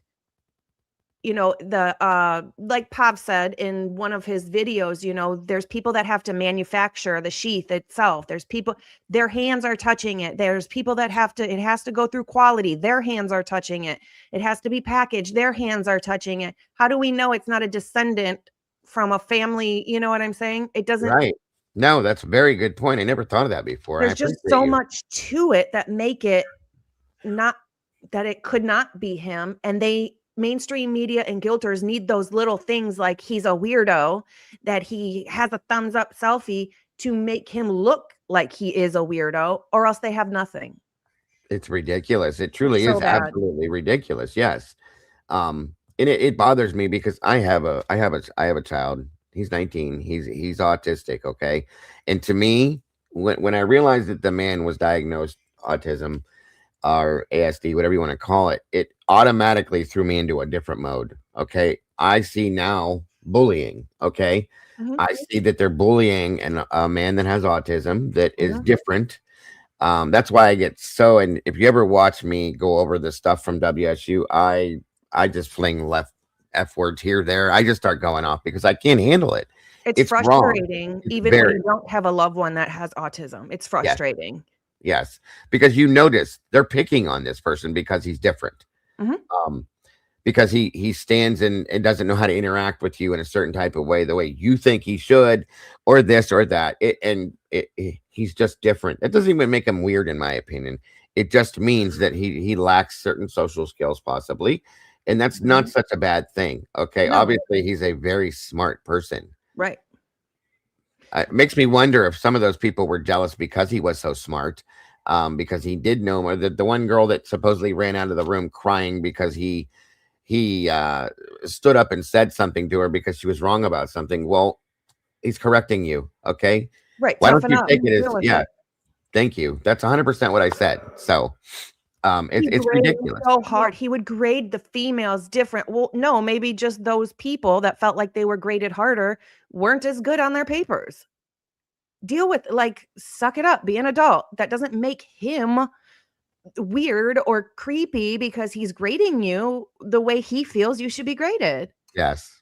Yes. I think people took advantage of this situation to be able to whine, complain, and cry about things that don't even exist, in my opinion. That's Well, truly it's what I like think. the whole situation where they said that he trapped a girl. He was in conversation with a female and then he trapped her from not being able to exit. My thought was, number one, he has autism. Maybe he was just so interested in the conversation and what they were talking about, he didn't want it to end. So Yes. his way to make the conversation continue is maybe step in front of the doorway because he liked the conversation and he wants to keep talking about whatever they were talking about. I, That's autism. That's yeah. socially not understanding social cues. That's not being weird and creepy. And I've said the same exact thing. The man probably doesn't get to have these conversations that he Mhm. really does have that much interest in very often because people aren't that interested as he is. I got it. So when you get into that conversation, holy shit, this is what I want to do. Let's talk, Right. please, please. Yeah. And He then they're lives making, alone. Why do you think he talks to his mom 24/7 and calls her at 6 in the he's probably lonely. He probably wants conversation. He finally got a decent conversation and he didn't want it to end. Eh, That's how I look at that. I do And too. they take those things and just go overboard with it. And still at the end of the day, I don't think that's any sort of evidence against him. Not at all. No. Typically Unique's in the house today. Good to see you, Kim. As a teacher, I felt that he was giving focused, very detailed feedback. That takes a lot of time to do, and most teachers won't expend that energy. Good point. Very Yeah, good point. And that's a good that's point. and I you gotta wonder if some of the teachers had issues with him because he was so intelligent and he did maybe made some of the teachers look bad too, because he was you're saying this and this, but when it's actually this, you know what I mean? Right. And I just had to wonder that. I'm so angry about how the WSU thing has happened and how they are approaching what they're doing with him. And I don't like it at all. It really, really bothers me. Like you said, whether you have a loved one that has it or not, it's still wrong. It's bullying, in my opinion, big time. And um, they're they gave this poor person, this poor kid, this is how I look at it, because he's younger than me, obviously, no options, none at all, to defend himself, and it's very sad. Um, and I don't know exactly how to explain exactly the depth of what I feel about that, because I get so angry about it, then I start flipping out about it. You know what I mean? So not getting into that way, but I feel like in this case, there's basically like 3 whole different categories. You have the victims and their lives that we have to pay attention to and learn all the details. of course, And then we have the crime itself that has its own details that we need to pay attention to, which has nothing, in my opinion, to do with Brian Koberger. So then we have Brian Koberger that we need to dispel all the rumors and find the facts and his life and things like that to even make him part of this case. Like, right? it's so weird. This is the strangest case as far as evidence and what happened and who they Yeah, chose to pin it on and everything. There's just so much to remember for yeah, everybody. very much so, very much so. Do you have any thoughts? I'm trying to touch on a lot of different scenarios for everybody, Yeah. but do you have any thoughts on? Okay, so we both believe that Brian is not the one. I'll give that. Okay. Do you have any thoughts on anybody that could possibly be involved in this, in your opinion? Yeah. Well, now that we know that one of the victims was possibly a CI, I think it makes the drug thing a larger possibility than I gave it credit before. Right. I do think some of the Aryan stuff, just because it's so close to the victims, the roommate's boyfriend's dad was, Sure. all that. I don't as far as like picking out one person or 3 people and saying, oh, they did it. No, I don't have that. I just at this point know the person they did pin it on is not the person. Yeah. No, I got you. Got you 100%. Very interesting. Yes. And let's talk about that specific thing here now. The fact that it is now known or believed, or believed to be that one of the victims is a CI. That's pretty big. That's really big in my opinion, as far as looking at the motive and why this happened. I put together like so many things instantly when I heard that, started to like just click, click, click, click. You know what I mean? Many, You know many what? things. You know what I do when we get a new piece of information that could change the outlook of the case or the investigation, I like to go back and re-listen to certain people's interviews. Yes. Like, we get this information. Now I'll go back and watch Molly's interview, and then Yep. I'll go back and watch, whatever. So I like to do that because I went back and watched, I think Birdie also played it last night, but I went back and watched the coroner's interview after I saw that there were gouges, Yes. different weapons used. I went back and watched her interview and I view it and hear it completely different now. The only Yeah. questions that she answered with confidence and absolutes is that it was a homicide and the scene was horrific. Other than that, they asked her, was this a stabbing? She wouldn't even say, yes, this is a stabbing, which No, tells she, me because it wasn't a knife used, or there wasn't a knife used on 2 of the victims. It was a different weapon. yes. Or Kaylee was hit in the face with the butt of a gun. And that's why she wouldn't say, yes, it's a stabbing, because she See, knew there were so many other weapons. So I yeah. view it differently now. Yeah, we do the same thing because it's always good if something new drops. Almost every time something new drops, let's go back now and see this. You see this different? You hear this now. You hear that now. You didn't hear that before because now this makes more sense that way. And again, like what you just said with Mabbitt's interview, we watched the body cam video, and then we went back and watched her interview. She lied through the whole thing. She stated she was in the house at 5 p.m. when no, she wasn't. Right. Catherine Mabbitt was not allowed, and this has been a big issue for me, and I've said it many, many, many times. I'm sure they're tired of hearing it, but she was not allowed to go into the house until 8:30, 9 o'clock that night. Right. But she was there at 12:15 in the afternoon, and they had her staged over on King Road the entire day. But they sure as hell allowed for Bill Thompson and Ashley Jennings to go in the house at 5:30 in the They afternoon. sure did, didn't they? And When it have blows. you ever heard of that? I pulled up the Idaho law, Logan, and it says that and I'm sure I know people said this already, and I don't care though. Idaho's different. Okay, whatever, fine. But they should have allowed the coroner to go in the house to take custody of the bodies, to call it what it was. Then you allow the prosecutor to go through and do this. That's not a normal thing to do. It's just not. No, it's not. And You don't let the prosecutor come in and view the scene before the dang coroner does. Medical exam, anybody like that. No. That's right. not And how it I've been on multiple scenes. That's never Mhm. happened ever. Okay. Just as much as you don't hold back the forensic team for 3 or 4 days. They didn't go until the 7th. They didn't allow them to go in there till the 17th. What were they doing with that house and in that house for 4 days? Well, You gotta wonder. why did no other agency or human being that walked into Maddie's room see the knife sheath? But as soon as Payne walks in there, it's there. But he was in there alone also. Yes, he was. That's another good point. I'm glad you So, brought that up. What are your thoughts on this wondrous knife sheath? Well, it looks staged. It looks new and it looks staged. Yes. Even the way that it's landed on the bed doesn't make sense for how it would be snapped to your belt. If it was pulled off, it wouldn't be upside down, inside out, and backwards. Right. But also, if Maddie was already deceased, then how did it get partially under her? Because she wouldn't have moved.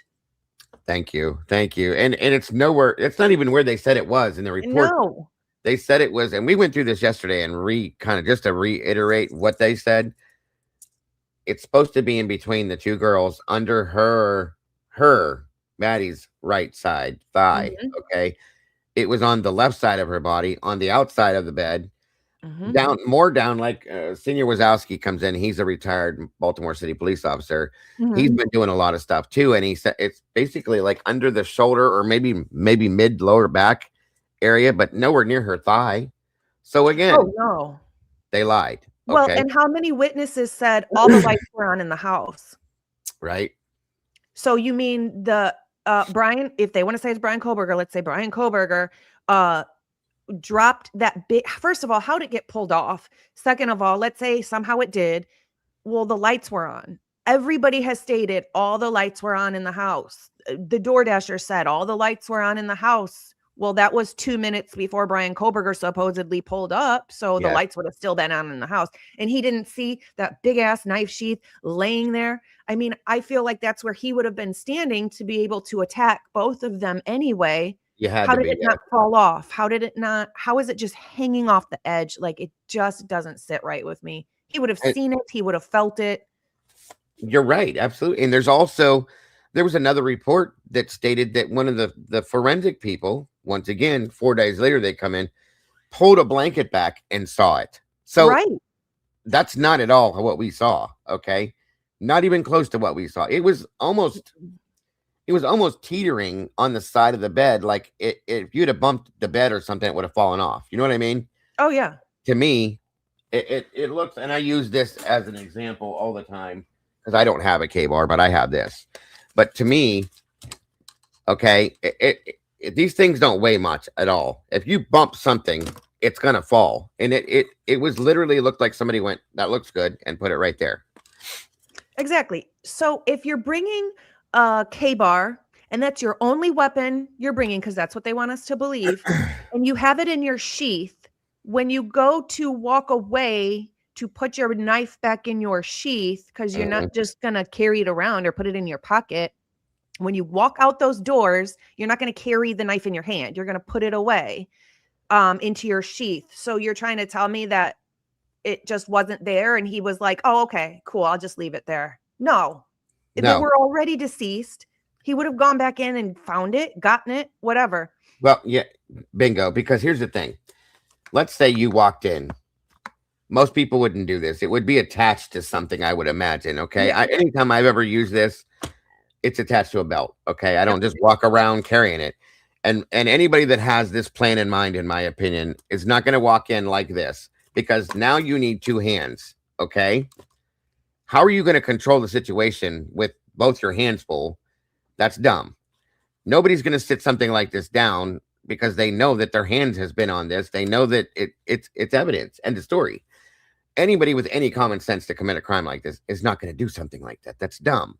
So again, none of that makes any sense, and they think that we are going to believe this, and it's absolutely insanely ridiculous to me that they believe that. Okay, but they don't care. So, well, so they also say his DNA was on there, and it was less than the amount of a secondary transfer amount of DNA, right? So it was so minuscule, less than if he touched somebody's hand and they touched it and got his DNA on there, less than that amount. So it's so small. But they're trying to instill in people's brains that he would have touched it then, but his fingerprints aren't on it. No, nothing. And Just they also a skin cell. Right. And they also told us, if you remember, Logan, for almost 3 full years, that is where his DNA was found. Okay. Yep. Then we get the documents that show that it was actually on the strap part here. Yep. Which I'm still a little bit, I'm really off put. How did you get a skin cell on the strap? I mean, I could get more of it being in that snap. That would make a little more sense to me. I'll just say that. Mm-hmm. Even though it's like the tip of a needle amount, if even that, it still doesn't make sense. But that's all they have. This man committed this crime. He killed 4 people. And that there had to be blood all over this person that did this, especially with Maddie's injuries, the way I envision this looking, standing over top of her. They said they had to, and again, trigger warning, folks, my apologies, but they said that they had to hold her sternum closed. It was wide open because she was stabbed in that aspect. Okay. There was a lot of different wounds to be able to do this. So that's a lot of blood. If the heart's still beating, it's like a sprinkler system, unfortunately. Oh, yeah. Okay. That person, in my opinion, would have to have blood all over them. I would just say that. So covered. Yes, absolutely. So you did that to 3 other people on top of that situation, walked out of the house, got in your car, drove home, took a shower, took a picture, went to Costco, went to the other store, went to the doctors, went to the barber, went back to work, and you didn't take not even a speck of DNA out of that house and leave it anywhere else in the world that you've been. Not possible. Not even close to possible. That's he would have had to have disassembled his vehicle and literally plunged the entire vehicle itself into a pool of bleach. Thank you. To get that car cleaned after that crime. Right. Yes. And you saw that they tore his car apart down to like nothing. Nothing. And there was nothing. Nothing in the office. Nothing in his brain. Possible. No, it's not. And they think that we're just stop, you guys. It is what it is. Leave it alone. We know what it is. It's no, because it does. I can't. It doesn't sit right with me, and that's not okay. Never gonna be, because again, this could happen to you, me, anybody else in here if we allow for this to be just what it is. And that's the problem. And I'm not gonna do that. I just won't. And again, the fingerprints, there's nothing of that man showing up there. Okay. They have this tiny little pinprick of like we just said, of this DNA that's not even, in my opinion, worth even talking about. That's all. They don't have videos, and there's so many lies told. And again, all due respect to the families, but Steve making statements like, "Oh, we have him on video going another." No, you don't. Stop saying stuff like that. He's admitted to lying. He's admitted to having people tell lies, I guess, to say to run a specific narrative. They've done a lot of that, you guys. And it's why are you doing this? Explain that to me now. Why would you want that to be like the only answer? If it was my child, and God bless anybody that's ever gone through this, it's horrible, guys. It really is. And I would never want anybody to go through this. And again, I'm saying this in all due respect. Why would you not want the absolute nothing but and total truth on what happened to your child? That's what I don't understand with that. I don't either. Here's what I can't wrap my head around, and I could be wrong about this, but I just can't get my brain to make it work. So you have this knife sheath, and you choose to swab a random spot on the sheath. I'm sure they swabbed the whole sheath or whatever, but So you swab this random place on a sheath that you can't see anything on it, and you choose to test that, but not the actual blood you have at the crime scene from males that don't belong in the house, that don't live in the house. You choose to test the sheath that had nothing on it rather than the blood that you can actually see and doesn't belong in that house. Right. And you went to the next topic I was going to head to is what are your Backwards. thoughts? Yeah. What are your thoughts on that? The DNA that they refused to test.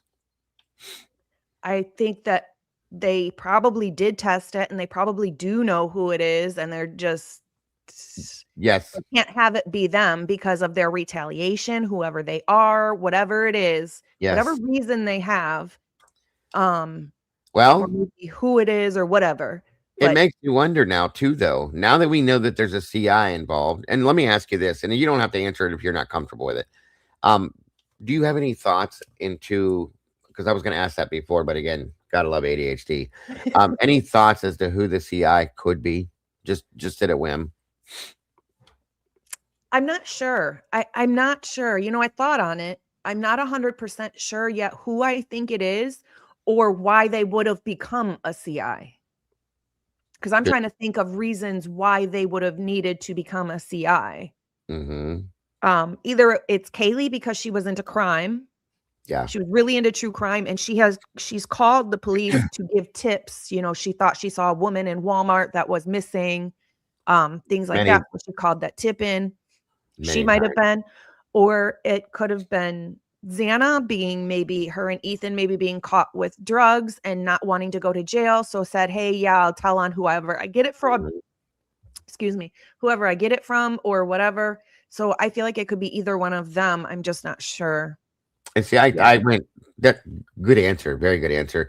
I automatically went to Kaylee right away because so many other things about Kaylee made a lot of sense immediately. First off, what you said was with her being into true crime, she called in, did that whole thing with that woman, so on and so forth. Maybe somebody said to her, hey, you're good at this. Maybe you should get in. And ding, ding, ding, light bulb goes off, so on and so forth. Because not all informants, folks, not all informants are people that got in trouble. They become informants sometimes because they do get paid. Some of them get paid. Okay. Right.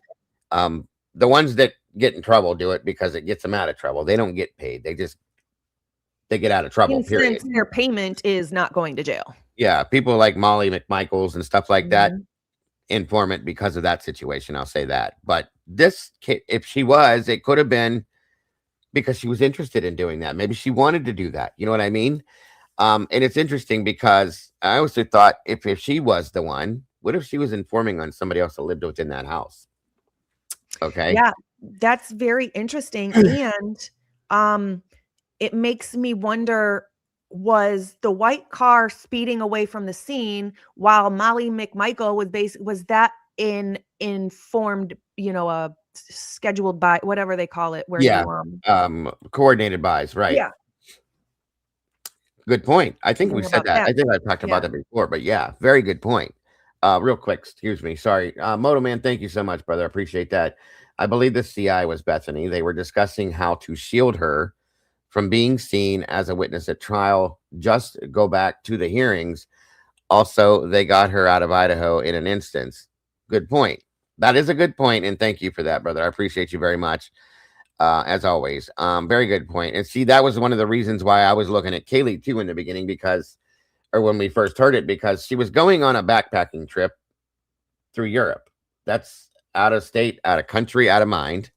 Was she going to be informing on something big? Was she getting ready to, were they getting ready to draw? And there were two parallel investigations going on around this area, from my understanding, between the FBI and the DEA going on. Was that something she had an involvement in too?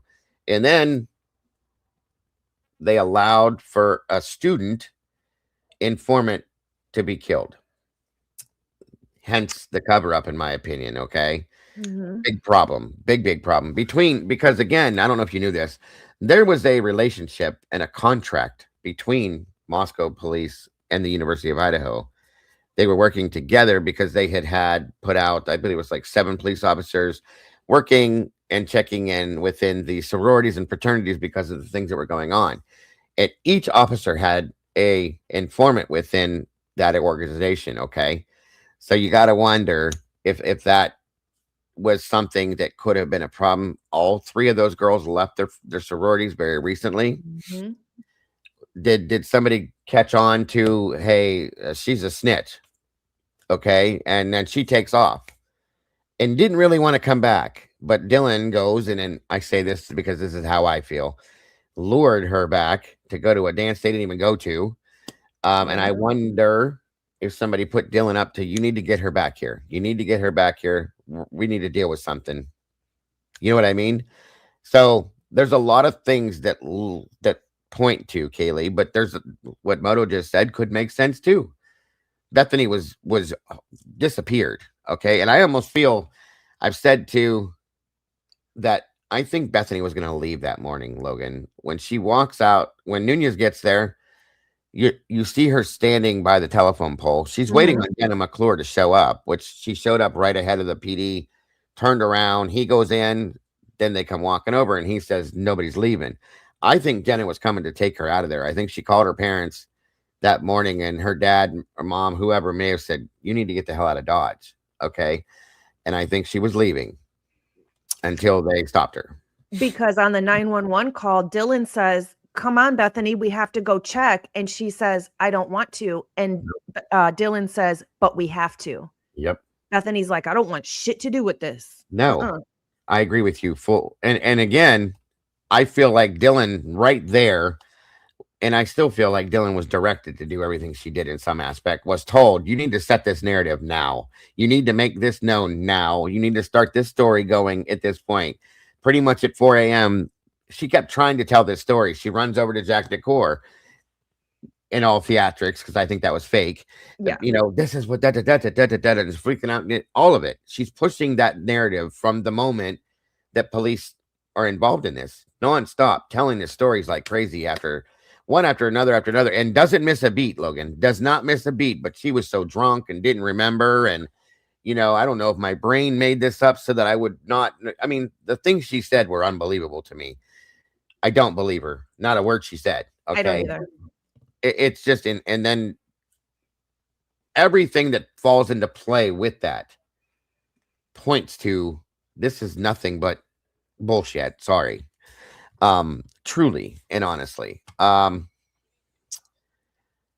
me see. Well, here. it's simple things like prosecution gave her jacket, the green and pink jacket, and then her nightstand back. And Ann Taylor says, no, that's evidence and I need it.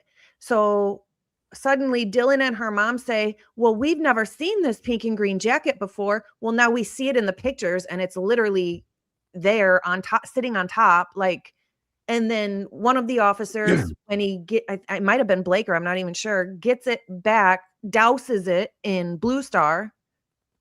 To destroy the evidence on it. To destroy it. Yeah. Who nobody told him to do that. He took it upon himself to purposely just like, it's just little things like that, you know, connect everything and say, okay, well, these people.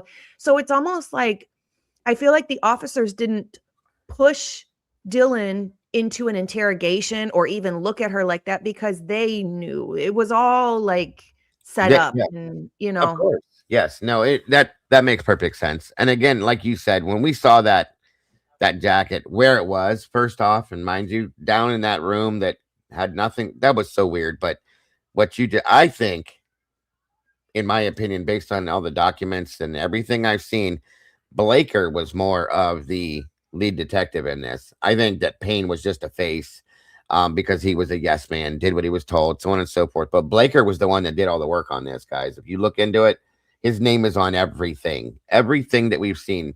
Dustin Blaker is there. I mean, Blaker was sure worried about the blood on that jacket. So he took it upon himself to go get it himself and then destroy it. Bingo. And then suddenly the fridge is destroyed with all the DNA in it.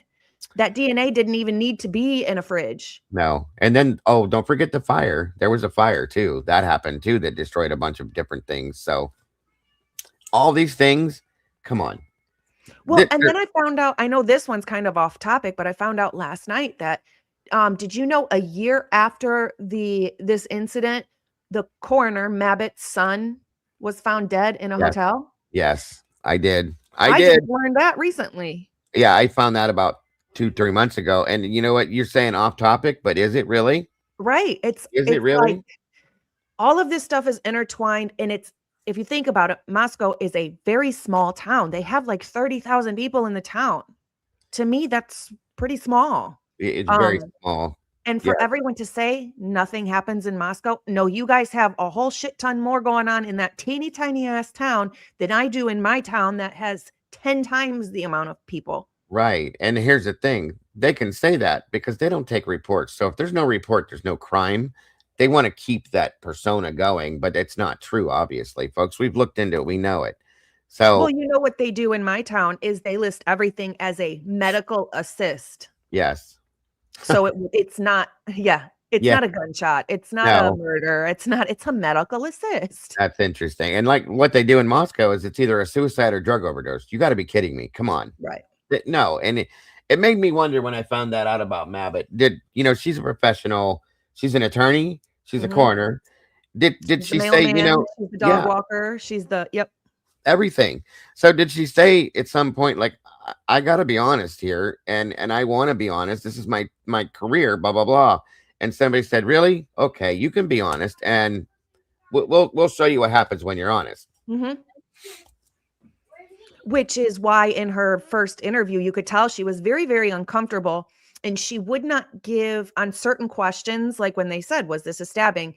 She said, well, and wouldn't specifically say, yes, they were stabbed. Why? Because there were other weapons used, and she didn't feel comfortable. So she did the interview and she skated around everything. And you can tell when she's comfortable asking a question because she's very direct with the answer. Yeah, It's wild. and her eyes. I've watched her interview probably 17 times. Her eyes, the way she looks at people, there's like almost like a fear in her face. Like, Yeah. can I say this? Yeah. Like, I don't Or- know how to answer this because I don't want to lie, but I don't want to be part of it. Right. Yep. There's so much in this case. So much. Agreed. Sorry, my granddaughter just ran through here. My apologies. Oh, yeah. Good.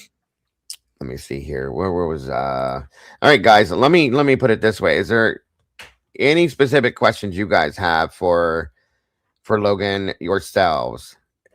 And go ahead and throw them in the chat, guys. I'm trying to organize this. I know we've been through a whole lot really quick, but I was trying to get in as much as I could in the short. I don't like to, when I have a guest, I don't like to take it over 2 hours because I know you guys have lives and you have your own stuff to do. Me, myself, I'll sit in here for 5-6 hours. It doesn't matter. But when I have one of you guys on, I don't want to drag you through it too long. So, Oh, no, I'm fine. I do have to pee, but that's about it. actually, if you don't mind, can we take a quick break so I can get more coffee and you can use the bathroom? Yeah, absolutely. Let's do when you want to do like 5 minutes or something. Sounds 5 good to me. minutes, whatever. Yes, absolutely. Yeah, perfect. All right, guys, hang on to the rope. We'll be right back here, guys. And we'll get into a little bit more of this. All right, go ahead.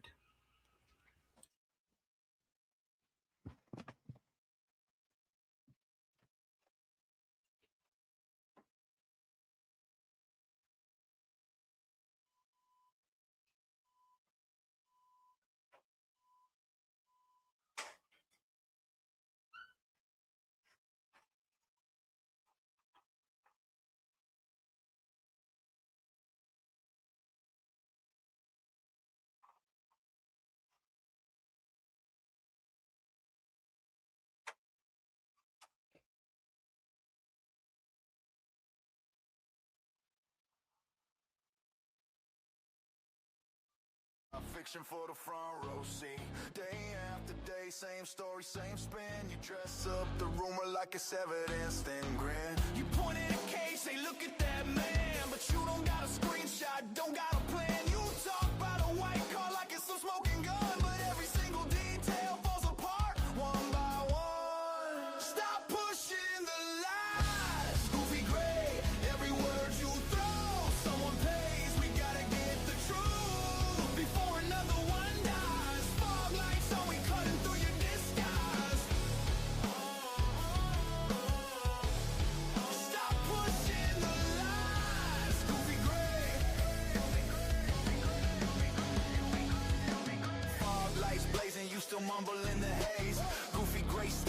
every channel, every day. You shout, I got proof, but your pockets stay bare. Just echo in an alley, just dust in the air.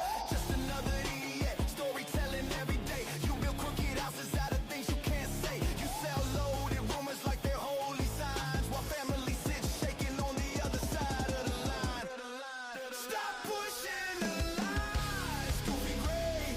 Every word you throw, someone pays. We gotta get the truth before another one dies. Fog lights on, we cutting through your disguise. Stop pushing the lies, goofy gray.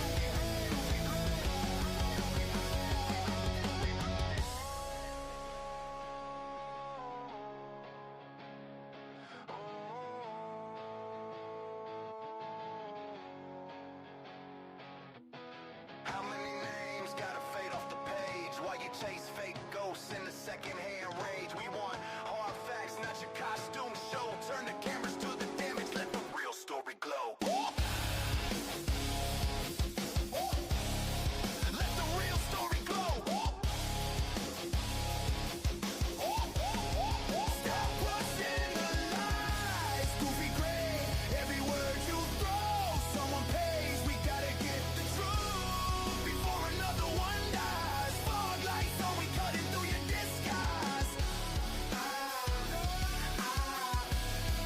Stop pushing the lies, goofy gray.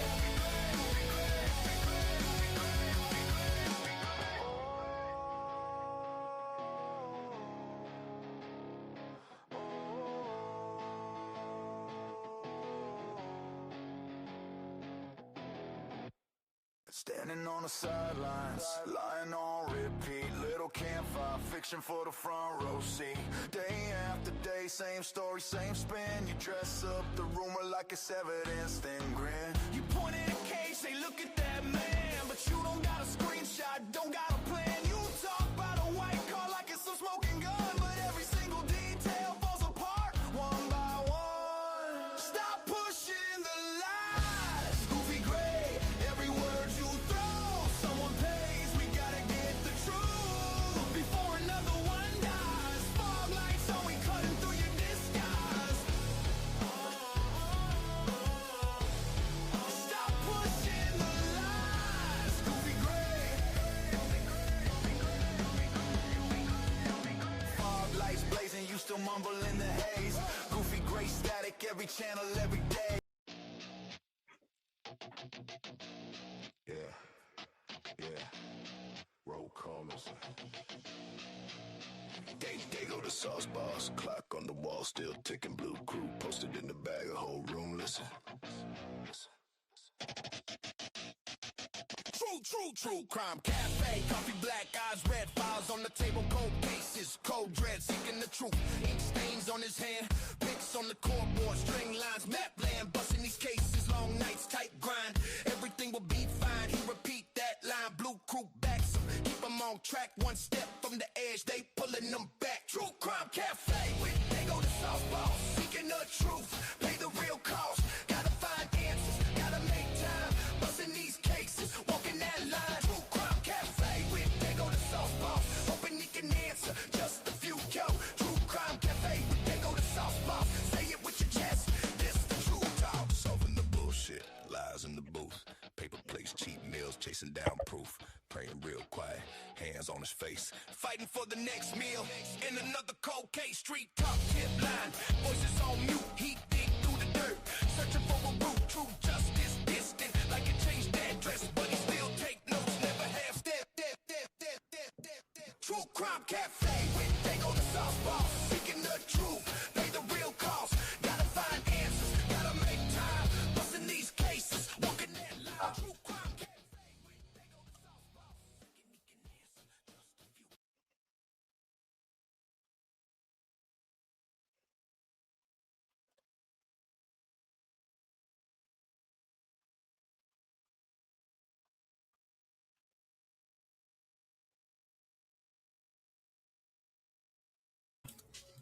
All right.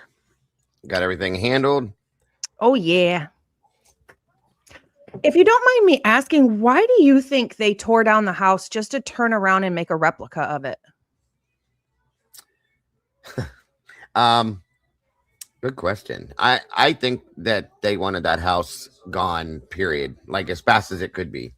I think partially Scott Green, and I think there was things in that house that they didn't want people to have any kind of access to. Yeah. That's I think it personally, comes twofold. I think it's the same thing. I think that they didn't want the public to have access to it for somebody to break in that yep, is, and you know, maybe a change technical something. pro Yeah, burger to break in and be like, see, guys, look, this, and they didn't want the jury to go in there either. bingo. Yeah, yeah, that was my next statement actually. When you 100% that if the jury goes in there, because initially, if you remember, like the whole story, I didn't hear anything. I didn't hear this, I didn't hear that, I didn't hear, which is all changed now. But I heard somebody say it's okay. Don't worry, I'm here to help you, which was absolutely hilariously one specific line out of the Vampire Diaries episode that blew my mind. But yeah, but all of that, every bit of that, like I think that if the jury went in there, they could hear that. First off, I don't know if you saw that TikTok video, like how bad that house echoes and how you can hear everything in that house. It's I mean, everything. And then Dylan herself screwed up and said, you can hear everything in here, Mhm. So there's that. That's one big thing, because the jury would say, how did you not hear this? How did you not hear what everything? Like, and I believe they did. I believe they heard probably every conversation that was had, every bit of screaming, slamming, banging, anything, running, whatever it was, they heard it all. Okay, both of them, in my opinion. Probably Dylan more than Bethany, but I think they both knew and heard everything. And again, I think there's things that were in that house that maybe shouldn't have been seen by the jury either, that would have told a different story, if that makes Mhm. sense. So If you notice, Dylan initially said that when Kaylee and Maddie got home, they were sitting on the couch in the living room, and she knew because she heard their conversation they were having in the living room. So you can hear their conversation in the living room, but you couldn't hear Kaylee being attacked right outside your door. lie. And Agreed. also, Dylan said that when everybody got home, they were upstairs in Maddie's room when Kaylee was getting ready for bed. Why would Dylan say she knew it was Kaylee running back down the stairs because she heard her Doc Martens, when A, She Kaylee wasn't wearing wearing Doc Martens, and B, you were just upstairs with her watching her get ready for bed, so you knew she didn't have shoes on. Yep. Thank you. Yeah. Which First is off, why I think they staged the Doc Martens in the living room, because those are so out of place to me. completely out of place. Completely out of place. By the way, for those of you that were asking, those songs that you guys were hearing in the break, those I created those. The intro song and the outro song, my videographer Molly Drake, she made those. She has a channel that she put all her stuff on as well. But the little weird songs that are coming through, because I get bored sometimes, I make those for entertainment purposes, for breaks and the beginning and stuff like that. For those of you that were asking, but yes, the doc, Kaylee had on white tennis shoes at the grub truck, folks. She came home wearing the same shoes. And if anything, like Logan just said, she took her shoes off. Okay. And if she didn't, that's what she was wearing. She wasn't wearing boots. If Dylan's even remotely telling the truth, what she heard was the perpetrator's boots. Okay. Because there were boot prints in the Amito Black stuff, the blood. There was different little prints you could see throughout different places, in my opinion. Not to mention, if you want to take into account the prints in the backyard, which I still question those, because those could have been made by law enforcement, or those could have been there for a week. We don't know. Right. Mostly, very definitely could have been from law enforcement, because they destroyed the scene. And I think that was done on purpose too. They, for 4 days, walked all over that house before forensics came in and tested anything. They moved. That's another thing I was going to bring up to you and ask you. They moved everything. Mm-hmm. You're not supposed to touch anything at a crime scene until forensics does its job, until the coroner comes in and calls what it is and takes custody. They did it all. Everything they did was illegal, in my opinion. Okay. They moved the beds out. They moved furniture around. They did this, they did that, to where when forensics came in, they had to move things back to as close as they could get it to. What are you doing? Right. And how did that, that's my question to you, Logan, is how did that alone not get this case tossed? I have no idea. What I don't understand is, I don't know if you've seen the show. I think it's called like Crime 360 or something, where they set up a video camera in the middle of the room and it takes a Yeah. 360 view and they can literally recreate a crime scene. I mean, this has been going on for like 2 decades. Yes. So Yes. you're trying to tell me that they couldn't recreate this crime scene in some form or fashion to get at least close to it?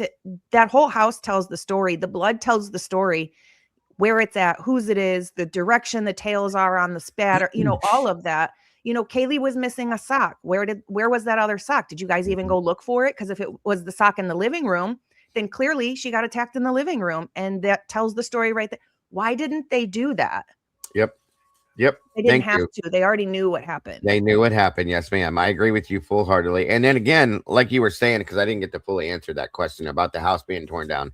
And then they make that model that only had 2 rooms in it. Now, I'm going to tell you guys, I've said this before, the entire house is a crime scene, folks, not just those 2 bedrooms. The whole house, as we saw. The kitchen, I believe something happened in big. I think something big happened in the kitchen, in my opinion, okay? The hallway, the living room area where the pong table's at, the bar cart, the downstairs going to the 1st floor, going up to the 3rd floor, the landing there. All of it, the whole house is a crime scene. So why did you only create 2 rooms? I'm sorry, but that's complete and total narrative driving is all they're doing. Misleading, yeah. 100%. Yes. Well, and I go ahead. Did you know that when the HVAC people came, so the HVAC people came in and it's just on the 1st floor, right? You walk in and you go straight ahead to where the furnace and all that is. Right. They made the HVAC people sign an NDA, a non-disclosure agreement. Well, why would you need to do that unless there would have been evidence on the 1st floor that you would have seen? Because you're serious. Yeah. They made the HVAC people sign an NDA. There it is right there, guys. That'll tell you right now.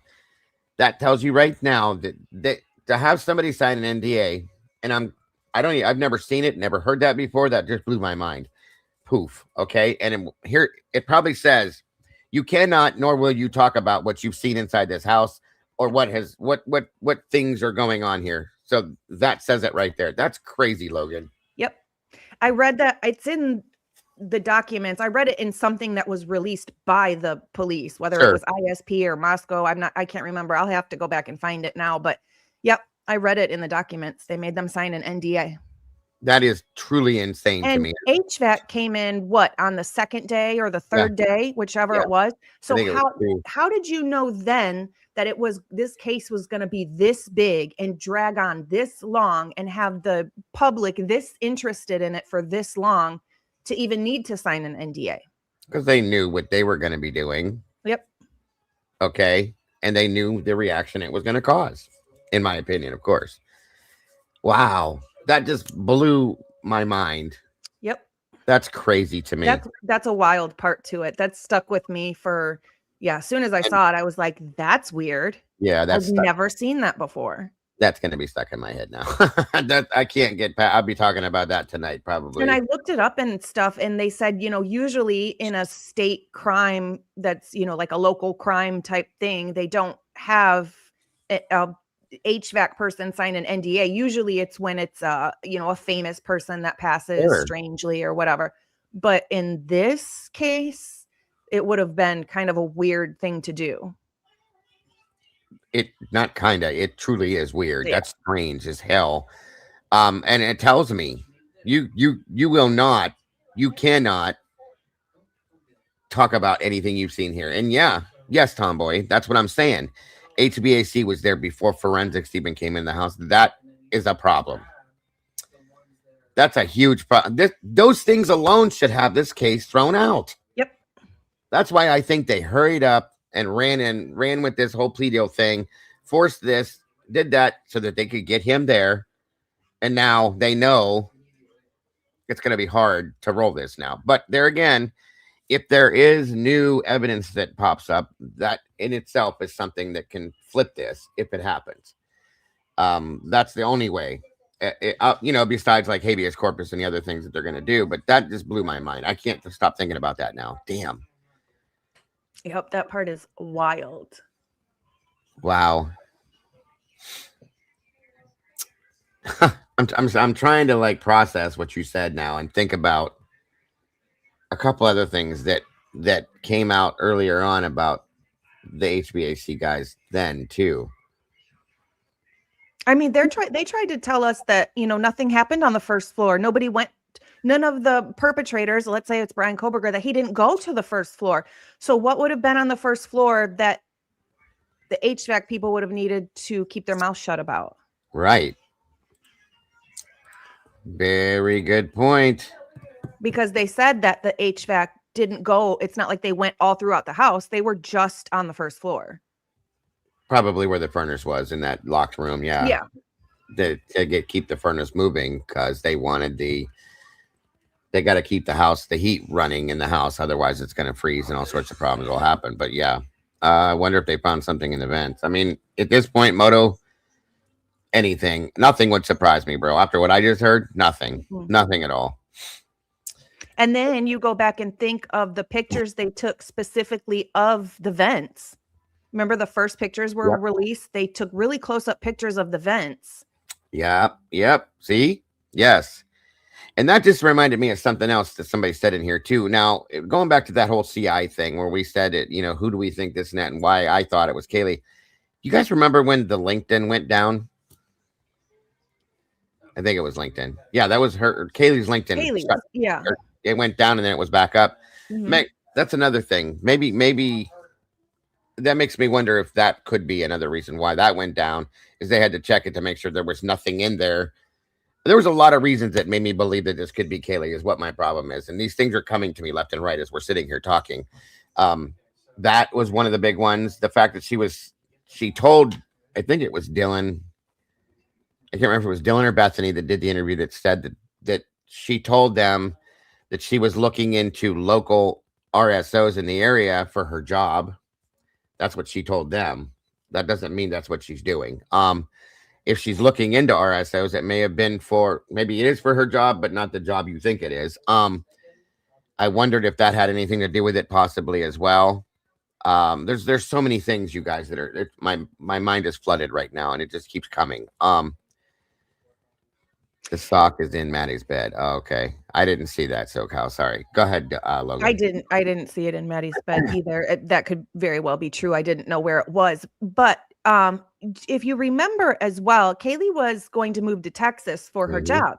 Mm-hmm. And then suddenly she wasn't going anymore. Yep. And my thought was she not going because now suddenly she's informing on a really big case that she has to stay for? That she couldn't leave because she was going to have to testify or something. Yeah, right. Mm-hmm. That's a good point. Because nobody could figure out why suddenly she changed her mind. Right. If that's true, because I think it's Bethany that stated that, well, I think she's changed her mind. She's not going anymore. Right. Yeah. Mm-hmm. Who said that Dylan talked or went to see Christy, her mother? Christy said that blatantly, twice, actually. She said that Dylan, I believe she called her first and maybe didn't get the response she wanted or didn't get a response. And Dylan drove to where she was, which wasn't at the Goncalves household. It was at her aunt's house. Kaylee was kind of estranged from her parents for a period of time and wasn't talking to them. So she went to her aunt's house, had the discussion with her, and at some point finally decided after tossing it around to come back, said she was going to show Maddie the new car, blah, blah, blah, which is another reason, Logan, why I wonder if it was her, if that's why she didn't want to come back. Okay. If she was staying away from Moscow because, you know what I mean? That's possible. Yeah. I mean, there's a lot of reasons why this looked like it could be her to me. That's why I struggle with this. Oh my God. Again, the HVAC thing is blowing my mind still. That's crazy. Mm-hmm. I wonder who else they had signing NDAs. Probably the security guard. Anybody that's been around that house has probably had to do something like that. And you don't do that in a no, that's not normal, you guys. That's wild. Mm-hmm. So let me look back here. I did have, and I skipped this earlier because something else grabbed my attention again. ADHD strikes again. Oh, Jack Decor. Do you have any specific thoughts on or about Jack Decor? Initially in the very beginning, that picture came out of the celebration of life and him giving Christy a hug and looking at Steve, and that always stuck with me as the look he's giving him is like, do you know anything about me? Like, do you know what I was involved in? Do you know what I saw? Do you know what I did? It was just a weird look, interaction. So that always stuck with me. And then we get the body cam of him sitting in the back of the police car. And then we find out that he was the number one suspect. Yeah, and he's the number one suspect, and he's sitting in the back of the police car. And when they go to talk to him, it's like he's nervous, but like purposefully calm. Right. His behavior was just a little off to me, because I would think that if that was your significant other or you guys were talking about getting back together, I mean, why didn't he say, I talked to her for 17 minutes at 4 o'clock this morning or 3 o'clock this morning or whatever it was, because they had a 17-minute phone call, whether they talked or it was a pocket dial, which it doesn't seem like it was a pocket dial. Why didn't he say that? He denied it completely. At this time I was talking to her, so she was still alive. That, you know, they would have been, as a significant other or somebody who loved somebody, they would have been freaking the heck out. And he was sitting back there like, can you tell me what's going on? Can you tell me what's going on? I'm sure you know what's going on. It's almost like he's like digging. Do you know what's going on? Do you know who did this? Is it, you know, like, do you think I did this? Things like that. That's what I was taking that as. Yeah. It's weird behavior. And he stayed away from, if you notice too, that kind of bothered me too. Like he allowed Dylan to run up to him and pull her whole thing. And he just didn't respond at all. He just stood there and stared at her. Right. A normal person would be like, what? Yeah. What just happened? Kaylee's in there? Yeah. 100%. 100%. And then when he walks, he stayed away from them. He didn't associate with them. He didn't seem like he wanted to associate with them. He was like, no, I'll stay in the car. It's fine. You know, that's weird to me. I'm sorry. If you didn't know truly what happened and they're not telling you, I would have walked back over to that group of their roommates and friends and said, what the hell happened here? He didn't even bother with that, you guys. That's insane to me. Well, my question is, when he was sitting in the cop car, what radio chatter could he hear? Yes. And that's maybe why he wanted to stay in the car. I believe that. Yes. Thank you. Yep. Yeah. There's always been something about Jack Decor that bothered me. And then for a while it didn't. And then it did again. Something about him was just uncomfortable to me. Very much so. Very much uncomfortable to me. Let's see. Okay, guys, with your questions now, I said we would do that. Go ahead and formulate your questions for Miss Logan, if you will, please. He didn't even bother to get to Murphy. Well, that was a whole other thing with Murphy and him. That was so weird to me, too. That bothered me. It still bothers me to this day. When Murphy came out, now, and I understand there's humans inside, and maybe I'm different because I like animals more than I like people. But when they brought Murphy outside, even Jack said, I'm not worried about the dog right now. Wait, you didn't even ask if your dog was okay? No, he didn't. I'm not worried about the dog right now. Yeah, very weird. Very weird. Angel says Jack D acted very different when in patrol car. He was not acting normal. Good point. Did they ever interview anyone from the axe throwing tournament? You know, I don't know. They could have within some of the documents or the reports that we read, but of course, because everything was redacted, I don't know design. I don't know.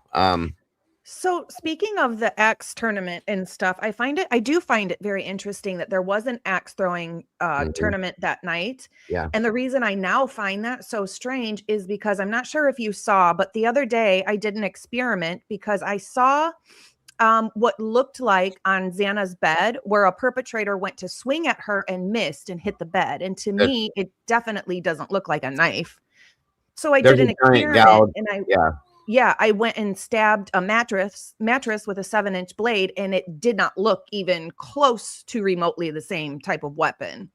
So that the fact there was an axe throwing tournament, and then we've got Kopaka, the hatchet stuck in his wall in his room, and that's about the only thing in his room, is strange to me as well. It was we just did a thing over with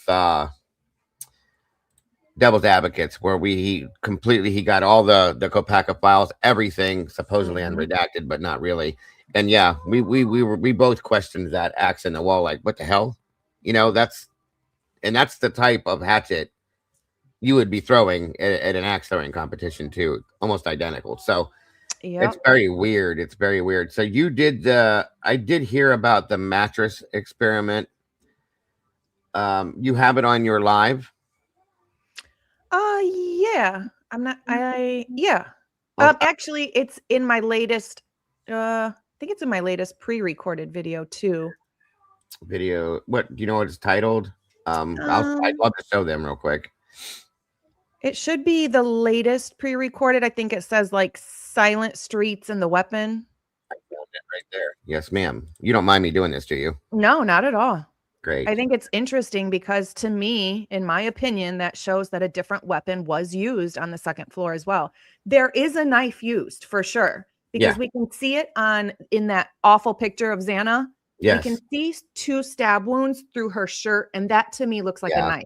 On the yes, absolutely. And there's a little, like there's the big gouge in the side of the mattress, and there's this tinier, like a smaller, what looks like a little stab mark next to it, a little bit further ahead. So yes. All right, let me see where this is.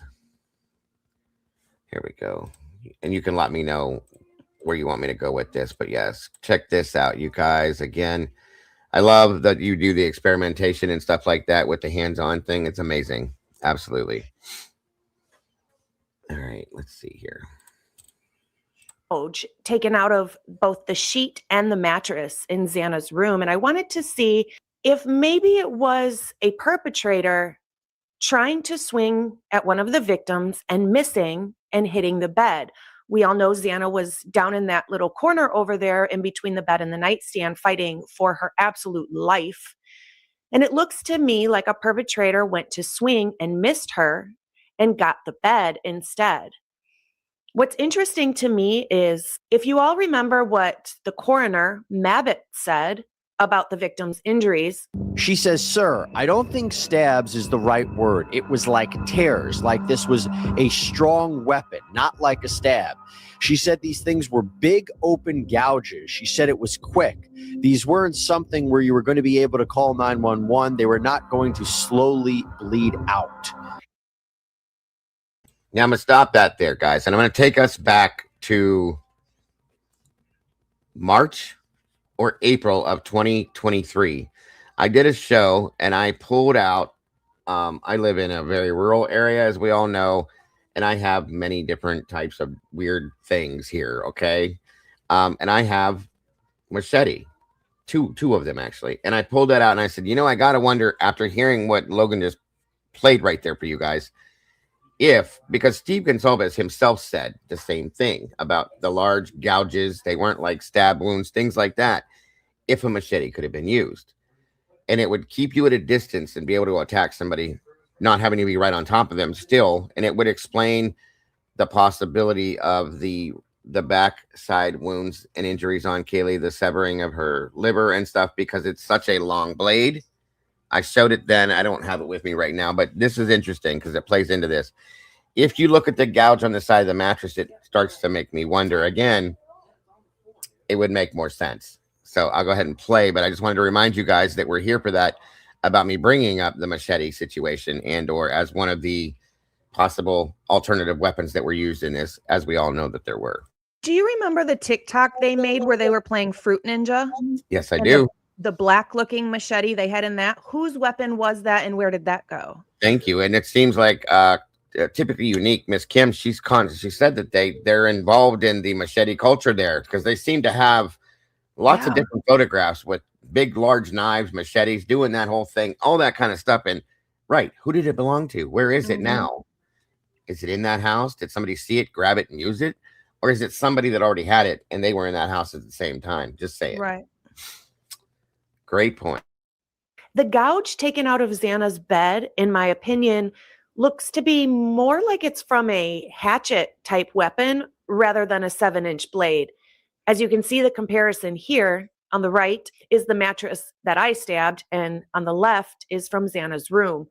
And I couldn't help but remember what I saw stuck in the wall at Brent Kopacka's apartment when he was being swatted and eventually unalived. Now, I'm not saying Kopacka was there, but I believe that the weapon used in this instance was something more like a hatchet, an axe type weapon, or something along those lines rather than a K-bar. In my opinion, there was 3 weapons that were brought to the crime scene and used on the victims.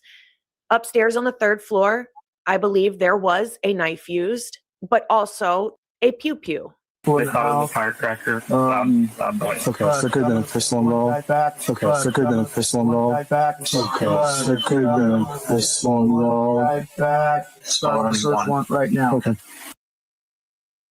That being said, I'm going to go back to something we talked about earlier. I didn't know your thoughts on that because I haven't seen this yet, but I'm glad I'm seeing it now. When we went through the initial generic autopsy results they gave us, they talked about an intracranial fracture on Kaylee. Now, I know from personal experience of being in EMS and stuff like that, what I've seen.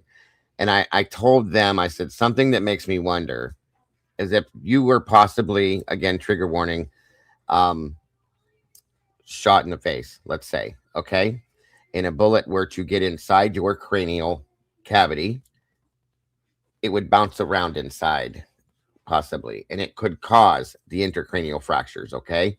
So I wondered, and we've been looking into the whole pew-pew. I hate the gun. I hate saying pew-pew. I'm sorry. I do too. It feels weird when you say it. The gun scenario possibility because of Bethany's firecracker statement, the flash statement, and Bethany very, very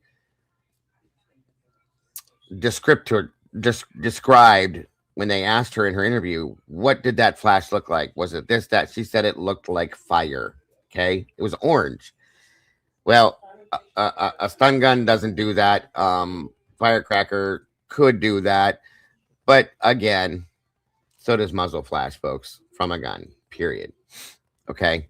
And it just really, and there's one part in this, one of these body cams, I can't remember which one it was, where they talk about looking for shell casings as well. Now, that could be standard protocol, but is it really when you're looking at what you believe to be 4 victims that every one of them has nothing on them that you can visually see except for what looks like stab wounds, okay? Right.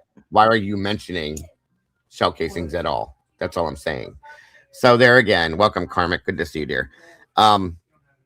Once again, just one more little tiny clue and hint as to, and again, guys, I said this before. For 4 years, I've said this. 3 years now, I've said this.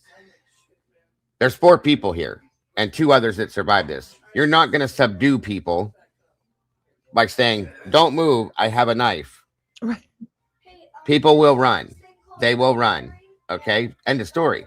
But if you have a gun in your hand, they're not going to move. People will freeze where they're at because they don't want you to use that gun. So again, just thought, folks, just thought. Again, Well, I promise. Go ahead. If you zoom in on the warrant that they have, and I'm sure you can just read the warrant as well, like online, but I just zoomed in on the warrant they have sitting on the first step in the house. And it's on like the number 2. It's all like what we're looking for here, evidence of, and it's all language of guns. And then you have knife in there once. But everything is firearms, ammunition. So, and those were all before the knife was listed. Right. So And initially, something told you that there were guns in this house or a gun in this house. at some point, yes, ma'am. And why did Ann Taylor bring in a ballistics expert? Right. That's all you got to say, guys. You're not going to bring in my opinion, at least from what I understand about this kind of stuff, I'm not going to bring in a ballistics expert to talk about a knife. Just Right. not. Sorry. All right, on we go with this. And then the last calls for you, this is the timestamp right after it happened. So at 4:21, 4:22, 4:30, she made these phone calls immediately after the bang. Immediately after the bang. Immediately after the bang. And down on the second floor, I believe there was a knife used and also a hatchet-like weapon.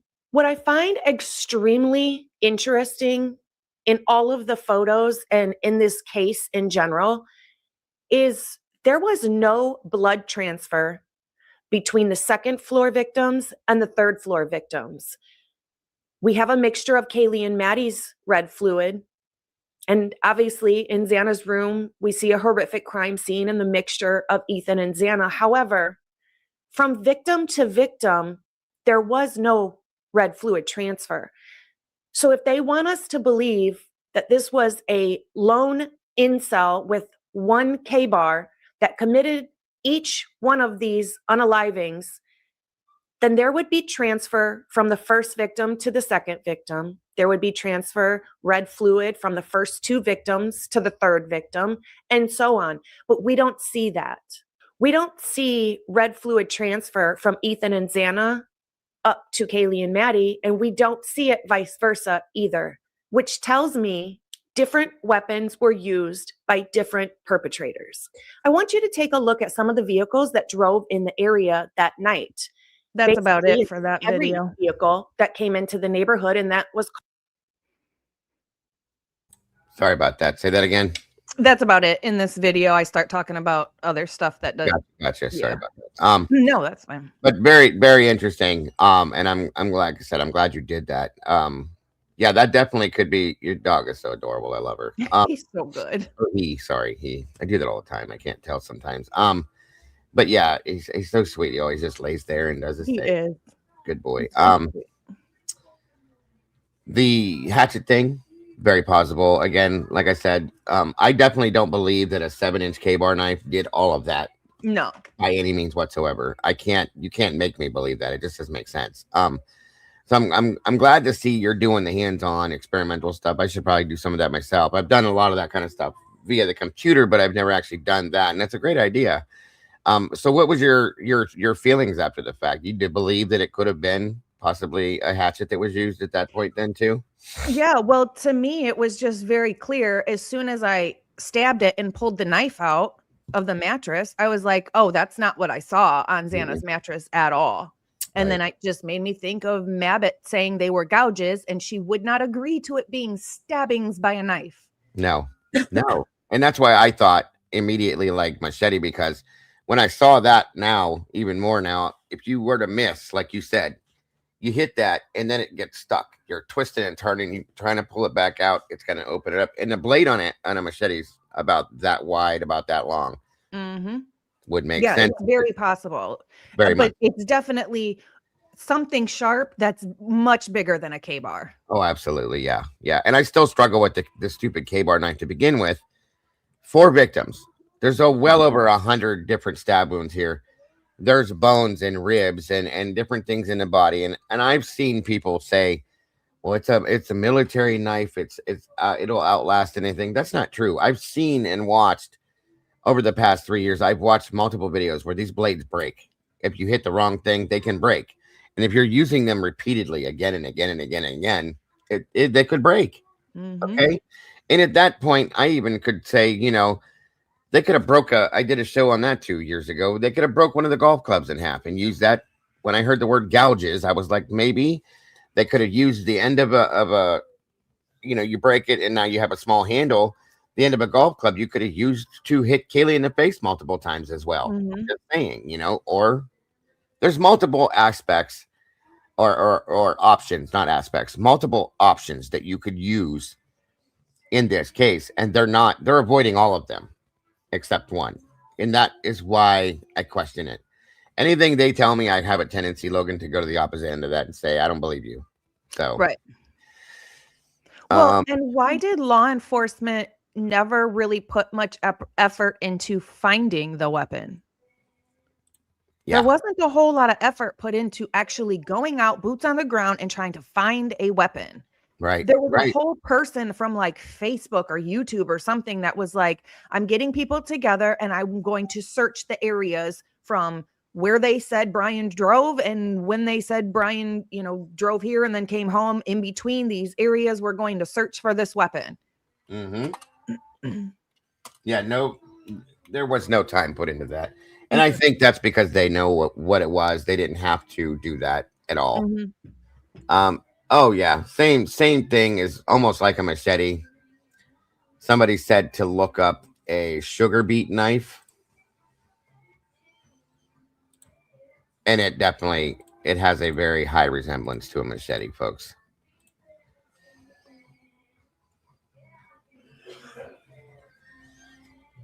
Except for that hook on the end, which there again is still very interesting. I'd never seen one of those before. That's wild. That is wild. Interesting. Okay. There you go, guys. So interesting. All right. So does anybody have any questions that you come up with in here, guys? At all? Let's see here. Oh, thank you, Christina. Let's see here. Do you have any other questions for me specifically, Logan, at all about this at all? I do. I want to know, just because my brain focuses on this little detail so much and I can't get past it. What do you think about the front door being open? Like both door, the back slider and the front door being open. But like then the 8:30 in the morning thing? Yeah, but then Hunter coming over and having to put the code in to get in. Which means somebody shut that Somebody door. shut the door. One of them shut the door. And that's, I believe that lady saw, I think she was out walking her dog, 8:30, saw the door open. I believe that. I then believe that Dylan and or Bethany closed the door. Therefore, in turn, unless Hunter's not telling the truth, which I do struggle with some of what he has said as well, but I mean, I believe that it was open, that one of them closed it, and 8:30. Well, yeah, there could have been people there that were still cleaning up, along with whoever was left, the two roommates still being there, so on and so forth. Well, the dog walker said they walked by the house at 8:30 and the door was open. And when they came back by the house at 11, it was still open. Oh, well then. Well, see, then there you go. That's interesting. Oh, see, that part I didn't get. But then Hunter shows up at 11:47 or whatever it is and has to put the code in. So who shut it? See, there again, I have issues with him. I don't like. Here's why I don't like him. I'll be honest with you. They got the call. Emily gets the call from Dylan, according to them. And Hunter says that he took it upon himself that they didn't take it seriously, but Hunter took it seriously enough to sprint over there right away, 7 minutes ahead of the girls, go in the house, grab a knife, okay? And he says that he checked Xana's room, and he stressed it when he said it. That's the only one I went into. That's the only room I went into. You're a liar, bud. I believe that he went upstairs twice, at least twice. And I think he saw it all, okay? Mm-hmm.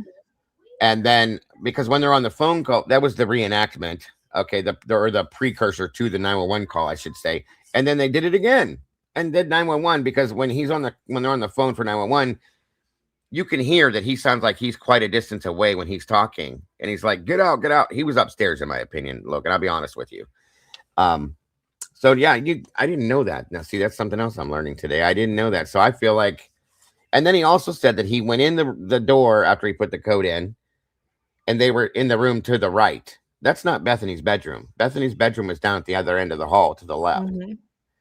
So, and I think their story changed around about the whole bedroom thing too. So it sounds like everybody's lying. Well, when the officer asked her where her room is it the one to the right? She said yes.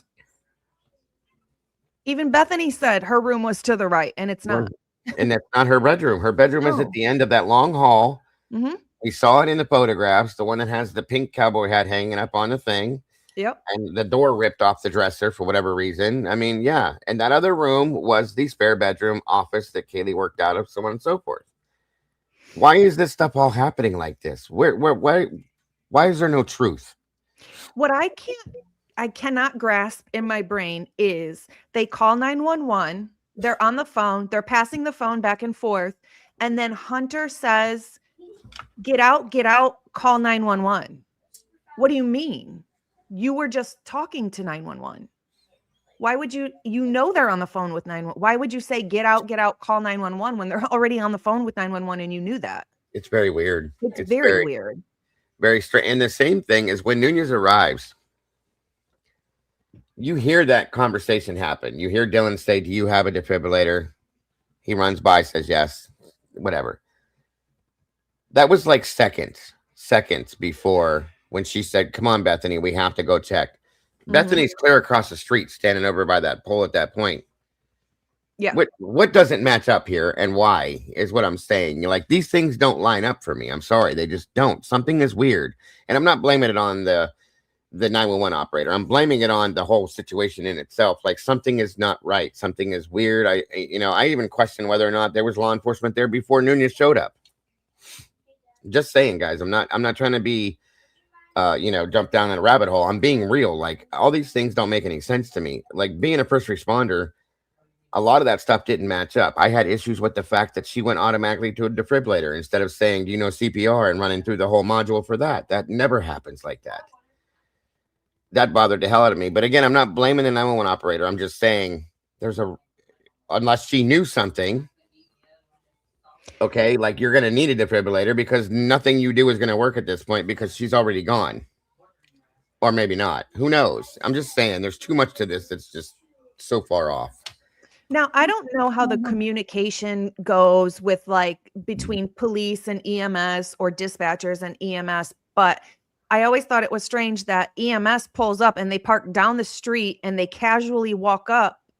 From my understanding, at that point, they still didn't know that it was not somebody unconscious. You know what I'm saying? Like, they still thought somebody was just unconscious and they need to get there. I'll explain something to you with this, Okay. too. Thank you, Moto. Again, brother, appreciate you. The 911 call and first response do not add up at all. No, they don't. They don't. Not in my experience, they don't. You're right.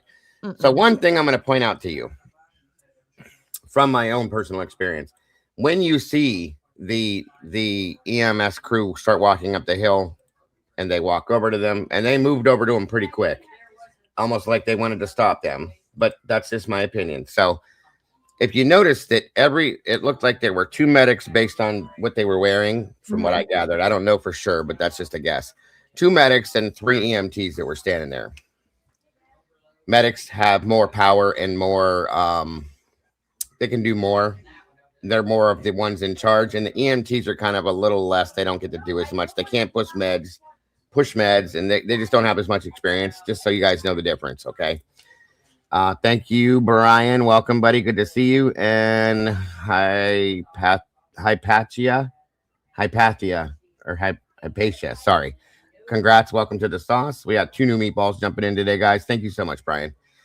And anyway, when they're walking up the hill, they have respirators around their neck, Logan. Okay, you can see that they're all wearing respirators.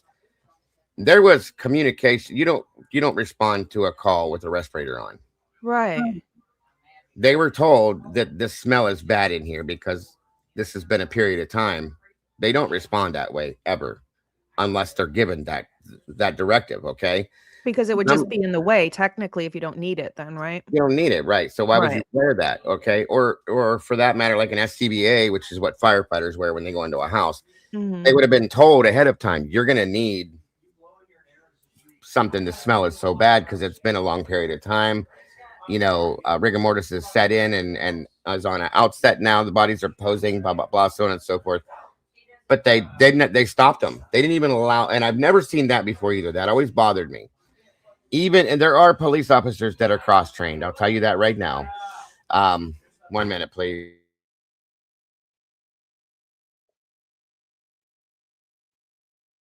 So, the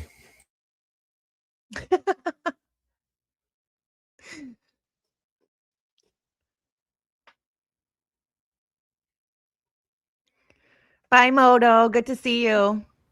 You guys taking up, buddy. Thank you so much, brother. I always appreciate you being here, and always so very generous to the channel, brother. Thank you again.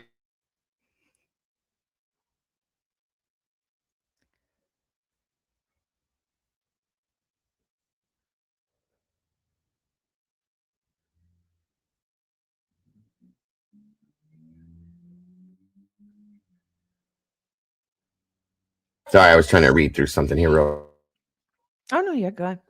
Remember how fast the officers got there doing the 911 call? They say it's because the officer was at the station when 911 call. Their response time to that house was always very quick, in my opinion.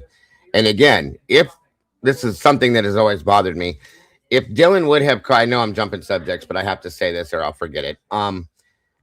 If Dylan claims she heard Kaylee scream and come running down the stairs, if she would have picked up the phone, if that's true, right there and dialed 911, she very likely could have saved everybody else's life, in my opinion, without a doubt.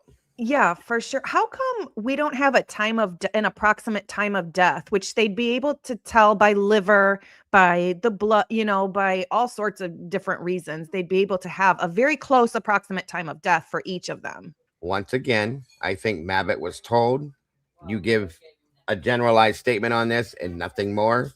Another directive, because she claims it was noon. It couldn't have been noon. We all know that. That's when they got on scene, so that's why they called it that. It's noon.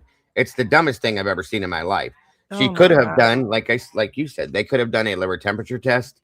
They could have done a blood. One of the biggest things that I want to see in the worst way are stomach contents from the autopsy. Okay, Yeah. because that will give us, one, you can get a time of death from that, but two, it'll show us if Xana had the food that was from the DoorDash in her stomach, blah, blah, blah, so on and so forth.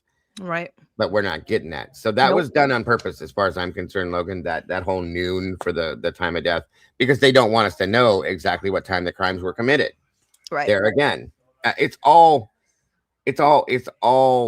propagandized. It's all a game. It's all bullshit. I mean, sorry for the language, but that's 100% what it is.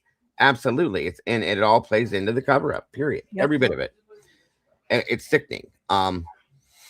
It was really cold and all were soaked in liquid liver temp. They could have still done it, Brian. They didn't even attempt to. That's the thing. They didn't attempt to do anything. Nothing at all. It's ridiculous. It's absolutely ridiculous. Speaking of response time, have you heard what Eric Gower's response time is when they text him for a ride from Uber? 4 minutes. Yeah. What are you doing? Just shutting down your whole life to run to them when they ask you for a ride? Every time. Have you watched the Eric Gower interview, the new one? Yeah. Mm-hmm. I'm glad, because I was going to go to that next, because I have big issues with him now that I can't even. I was laughing so hard when I watched. I love Lana, first off. Okay. Yeah. We go back and forth all the time, and we live in the same area, so I love her to death. And her laugh cracks me up when she points something out that's funny. But it was a great interview, and it was very interesting, because the bombshell, in my opinion, is the couple, or the guy that he picked up from John's Alley and dropped off on Indian Hills Drive. Mm-hmm. The claim that they made in their report, that they said, well, yeah, we were picked up by a police officer and dropped off at home. Whoa. Mr. Gower claimed to these people that he was a police officer. Now, if he's not, you do know this, I'm sure. That's a federal offense. You cannot do that. You can't, period. Just even saying that is an offense, period. If you claim to be a police officer, if you try to impersonate one in any shape or form, you can be charged federally for that, folks, period. Absolutely. So either he is, or he's just an idiot and lied about it to try to impress somebody once again. So there again. Well, and he was playing Santa at the police station, so maybe he is in. Well, his wife works at, I think she's a FOIA request clerk or something like that. Yeah. Which, again, she divorced him, which you got to wonder where that happened to. Maybe because he's such a creep, handing out drinks to the girls that he's picking up, or maybe hitting on the girls that he's picking up. Or then I we think find that's strange in itself. Handing out drinks to the girls that you pick up, you want them to be in talk. Why? Yeah, maybe so you can take advantage of them, curiously. And then you're complaining because your wife and child that you have, you're irritated with that situation. Yeah. You're glad they're out of town. You're free this week and you're bored, blah, blah. Like, dude, go sit down. You're creeping me out. He's very creepy. Very creepy. And he lies about things. And he's got multiple vehicles, we come to find out. Mm-hmm. Not just that little roller skate thing he drives around, his manly car he has. And that was very much cleaned out when the police came and took it.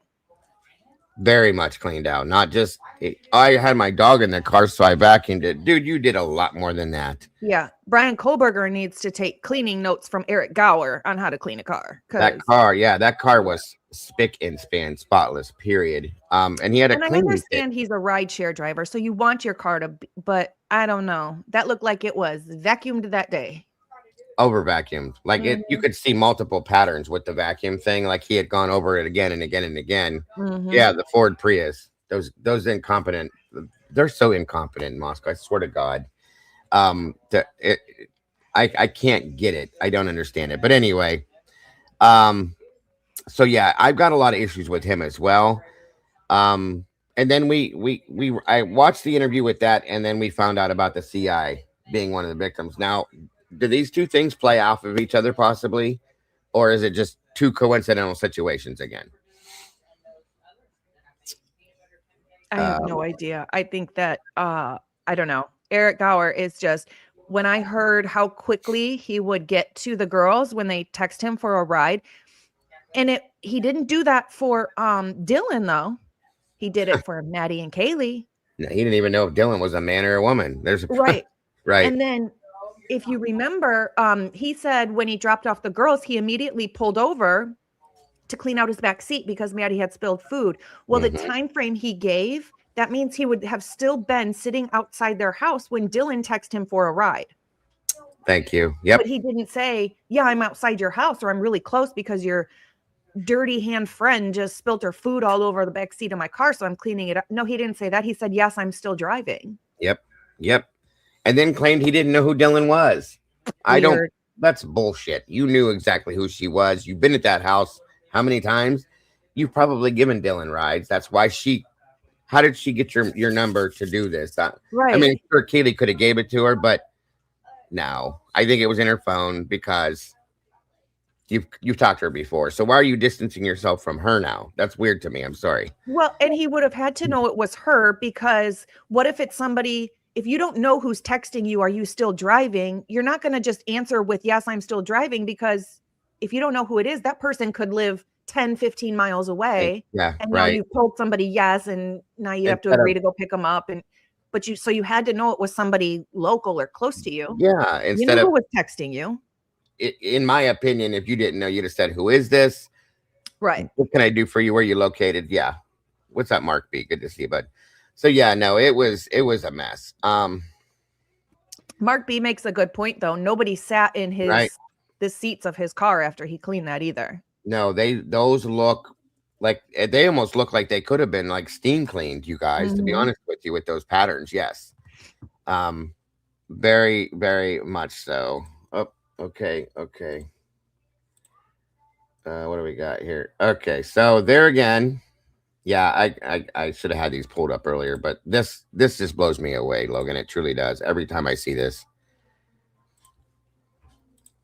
I can't get past this. It makes no sense how they can think anybody's going to believe this.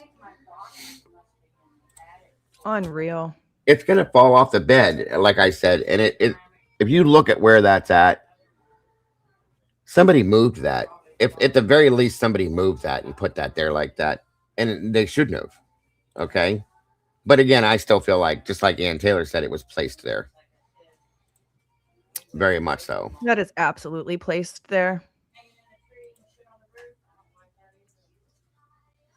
Definitely not in the thigh area of where they're claiming it was. At all. That's wild to me. That is so wild to me. Thank you, Tomboy. Crazy. And if it fell off or got pulled off or whatever during the fight with Kaylee, then it would have way more blood on it. It had to have been placed there at the very end to only get a couple of tiny specks on it. Sure, yeah. It had to be placed there after the fight with her and all that, or there'd be way more blood on it. Right, yeah. And I'll be honest, I'll tell you guys something else too. These knife sheaths, there's no way, if somebody had that on their belt, you're going to tear the belt off of their body before you're going to rip that off. That leather is so strong in the riveting on that. There's no way you're going to do that. There's no way that you would have Like one of these girls would have enough human strength to tear that thing and rip that so that it would fall off, in my opinion. So what, you would rip the belt off of somebody's body or a belt loop or tear that all out of there before you could rip that off of there. So in my opinion, whatever person did this walked in with this in their hand and said, okay, this looks good. We'll put it here. It was placed. That's exactly how that looks to me. Well, and here's the thing. If it was attached to Brian Koberger's belt loop, wouldn't there be way more DNA on there? Wouldn't he have his own DNA on his own belt loop? Yeah. Washing clothes and 100%. getting, like it just There would have doesn't. to be. Yeah, because like I said, with this one here, the way that they do this, when they rivet this stuff together, you cannot, unless it's very old, which this is not old. This looks brand new to me, by the way, too. Yeah. That's another point. But to be able to rip this and pull this apart from any kind of strength, that's not going to happen. They're It's made just for that. That's literally what they're made for. Right. It's just not going to happen. There's no way. So again, I have no doubt that was, I know I jumped subjects again, but I wanted to, because I had those thrown at me, I wanted to throw those up there real fast. There's no way that happened. No way at all. Never will I believe that. Thank you, Tomboy, again. Okay, now can you please ask him if even in this room that you're talking about, which is Maddie's room, is there enough blood in there for two people? Not in my opinion, no. Not for what they said happened and the beating that Kaylee took. And no. The only thing that I will agree that looks like it could match up a little bit is like the pillow area where Kaylee was. That does look about right. I still think there should have been a lot more, but what you're not seeing that we should be seeing is all around them. There should be a whole lot more going on there, but there's not. There's a little bit of, like Ethan and Xana's room. Yeah, agreed. Two people killed in that bed. That bed should be completely red. Okay, but it wasn't. There were spots, but the whole thing should be saturated, guys. The walls all around them both. Every bit of that. It should look like she said, it should look like Xana's bedroom, and it doesn't at all. It's just, that's what tells me, which again, guys, you'd have to have more than one person, in my opinion, to they killed her downstairs and bring her back upstairs. And when somebody passes away, folks, their body automatically becomes so much heavier. Okay. It's so heavy. Yeah, you can't just pick somebody up and carry them unless you're a monster. And even then, you're going to have blood all over the place. Okay, think about that. So they were probably extra careful to not do this and do that. Took her up there, placed her in the bed, and there it is. So again, my opinion. So we have questions. Let's see. Where are the questions, guys? If you guys are going to ask questions, do me a favor and put like a Q in front of it so I know that you're asking the question.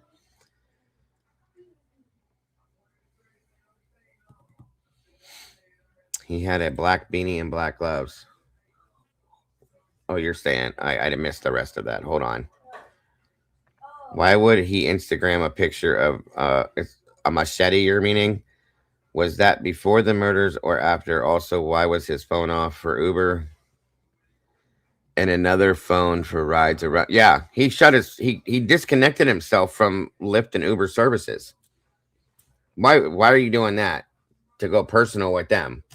And there was also the statement that I think that Kaylee accidentally or maybe went through the service and then she canceled that and then went through him personally. Why are you doing that? That's weird to me. That's weird that she, I think, unless I'm wrong about that, you can correct me if you know better than I do with that. But no, he was doing it like, on his own, not through the actual, whatever it is, the service. Yeah. I had heard that she had went through the service and then canceled it and then called him through his cell number. And that was something else that's a little odd to me too. Why he's not running through the services. Well, I guess the only thing I can think of that the reason he would do that is money wise, he might get more money. Sure. Yeah, that makes sense. More money off of it. But it also then is not recording your whereabouts either. That was what my point was. Yes. Lucy says, why didn't Ellie preserve or obtain any 11-12 footage for any period prior to the crime? Were they not trying to prove stalking? That's a good question, Lucy. I mean, that makes sense. If they got the 1112 footage or any footage from around there, you know, a month prior, if they want to say that Brian Koberger was driving by, they would have been able to just see it on the camera. Very good point. Very good point. Yes, ma'am. Yvonne asked, how did Payne see the Marine Corps insignia if it was button side down? Good question. The only way I can explain that is if he just threw that in after the fact, because then he in turn saw the other side of it. But yeah, the way he describes it is that he saw it with the insignia face up when he saw it. So yeah. And it doesn't, I don't think he ever saw it. I just don't. That's again my opinion. But they didn't even bother to obtain even 3 days back. Right. They should have obtained a lot more footage than they did to see, you know, to solidify the stalking situation. I agree with that wholeheartedly, Lucy. Even we can even take the whole stalking thing and Brian Koberger out of it. Why would you not obtain footage from days prior to see what the heck is going on in the neighborhood? What cars you're seeing driving by? Is it the same car repeatedly? What, you know what I mean? Like just investigative wise, that's what you would do. And I agree 100%. And I think they didn't because they didn't need to. They already knew what was going on. Right. Altruistic Murder says, what was Eric's Uber score and did he have any complaints filed against him? I don't know. That's a good point and a good question. I'd like to know if there were any possible maybe sexual harassment complaints about him being too flirtatious, making improper statements to women or anything like that. That's a very good point. Great question, Altruistic. Any thoughts on that at all? Logan, do you know anything about that? I didn't. Yeah, I didn't look into that or see really. I want to say I heard what it was, but I just don't remember what the number was, and it was a while ago, so I don't really remember. I mean, that's a good thing to look into, though. Very much so. Thank you, Anta PXX, for the super sticker. God bless. Very much appreciated. Very generous. 3 questions. How are there no bloody footprints all over the floor or outside on the concrete parking area? That's a question I have. How did they avoid, especially in Xana's room, anybody that was in there, how did they avoid all of that blood and not track it through the house? I mean, I do believe there was a cleanup done. I'll say that. Yeah, there had to have been. Right. Maybe that's how. Is it Rebecca Barr? Yeah. Maybe that's how, but that's the only thing I can see is that they were probably footprints and they cleaned it all up. Maybe they missed one by Dylan's door. You know what I mean? What do you think about the diluted blood patterns that are on the half wall and also Xana's door? How does it get that way? I think that now there's 2 options as far as I'm concerned with that. The half wall, I think that was wiped down. Okay. And they just didn't do a great job at it. Xana's door, I think that could have been maybe a mix of saliva as well. That will definitely dilute it. You know what I mean? Like if there's any kind of like fighting and somebody's getting hit in the face, it'll come out and it hit the doors possibly and dilute it that way. Or at that point in time as well, they tried to maybe wash that down a little bit and it just wasn't working because there was too much. But like on the table, I think that was definitely cleaned because there again, they would know her blood shouldn't be there. It should only be upstairs on the 3rd floor. So they wiped that down as well as the half wall where they got blood. And same with Xana's blood being behind the thing. They tried to wipe that down. It was definitely diluted. You could see it. And they missed those because, again, Kim made that point too from Typically Unique. Sometimes because blood's very hard to clean, especially on a porous surface, it'll soak in. And you can go over it as much as you want. And unless you have a good chemical, something based to it, it's not going to remove it, period. It's very hard to get rid of. In the backs of the ambulances, we've had to clean up slaughter scenes in the ambulances, and it takes forever with brushes, deck brushes, and chemicals to get that out of there. And then you basically got to spray it out sometimes too, because it's that thick sometimes and it's that strong. So, I really struggle with Xana's door, and Dylan's statement because there is quite a bit of blood drops, long ones on Xana's door. So either the door was open, which means you saw Xana and you saw in her room, you could see what the heck, how bad she was, or the door was shut or even partway shut and you saw a bunch of blood dripping down her door. Yeah, and those are Either angular, one. right? Those are angular drops. They look like they would be almost like a cast off type situation, and so they're coming at an angle when they come. That's why they drip down so long like that. So it could be, like you said, that the door was partially open. If there was a wrestling match going on inside there where they're dancing around trying to get away from each other and stuff like that, it could have pushed the door partially shut, and things are being like casted that direction from inside the room. If the door was, you know what I mean? Does that make sense? Yeah, I guess my question or my statement or question is more so like when Dylan said she ran by, either the door was open and she saw Xana, or the door was closed or partly closed and you saw all the blood dripping down the door and you didn't do anything. Now, does Xana usually have blood dripping down her door? Like, no, great point. You saw one or the other when you were running by and you didn't do anything. No, I completely misunderstood what you're saying, and I'm sorry. So I think you thought I was saying, how did it get there? Yeah. No. Sorry about that. First off, I don't believe that statement at all. That Dylan ran by, glanced, and saw Xana because of the position of Xana's body, which unfortunately we have now all seen. And it's like 18 feet roughly from that area that she would have ran by to where Xana was. I don't think it was as bright in that bedroom as everybody thinks it was, for one. And at a glance, you saw her? No, you didn't. Her head was completely out of your view, in my opinion. And when we also got there, Hunter said that the door was partially open, not all the way, when he went in there. So if that's true, the door was, at least in my opinion, halfway closed, okay? So in my opinion, what truly happened was that she went back there, looked at Xana, saw the whole situation, and then went downstairs. So there, in turn, going back to what you said, why didn't you say anything then? According to your interviews and reports, you didn't even tell Bethany what you saw. True, you didn't walk downstairs. They asked her in her interview, if you remember, Logan, they asked, did she say anything to you when they did Bethany's interview? No. Did she say anything when she got to your room? No. So I would expect, if I did that I would go down. The first thing I'm going to say is, holy shit, Xana's dead and there's blood all over the place, and Ethan's dead and there's blood all over the place, but you didn't even mention that? No. None of that lines up for me. Whether you saw her going by or you went back there, either way, like you said, you would have saw the blood on the door, on the wall, all of that. You would have saw all that. I'm sorry. And here's the thing is, even if you didn't come out of your room until the cleanup was over, which doesn't match up with the timeline, you would have heard them cleaning, and you said you didn't hear anybody else there. So why are you lying about this? Right. Period. Who sees somebody in their home, hears their roommate scream and run down the stairs, hears what she thinks she heard is somebody saying, I'm here to help you, and you just spend all night and morning on Instagram and Indeed.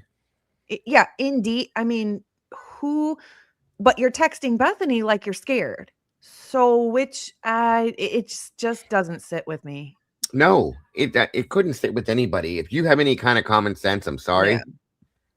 And yeah, this is directed at you, Jeff H. I'm sorry, but you have no common sense if you believe that what you're thinking is real when you see all this stuff. I'm sorry.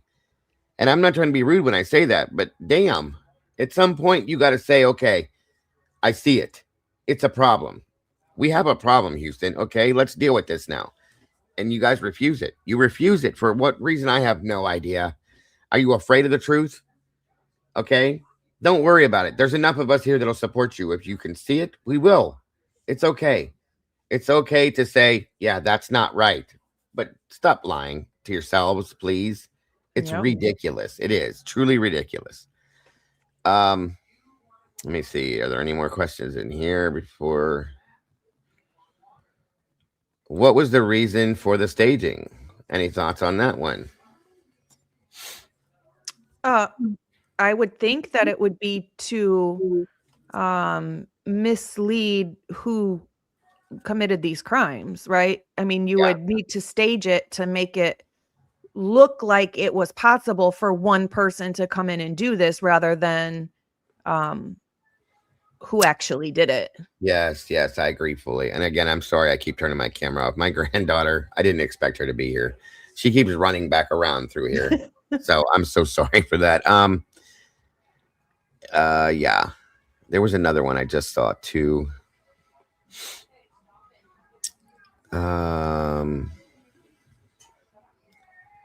Where did it go? Did some of these roll off?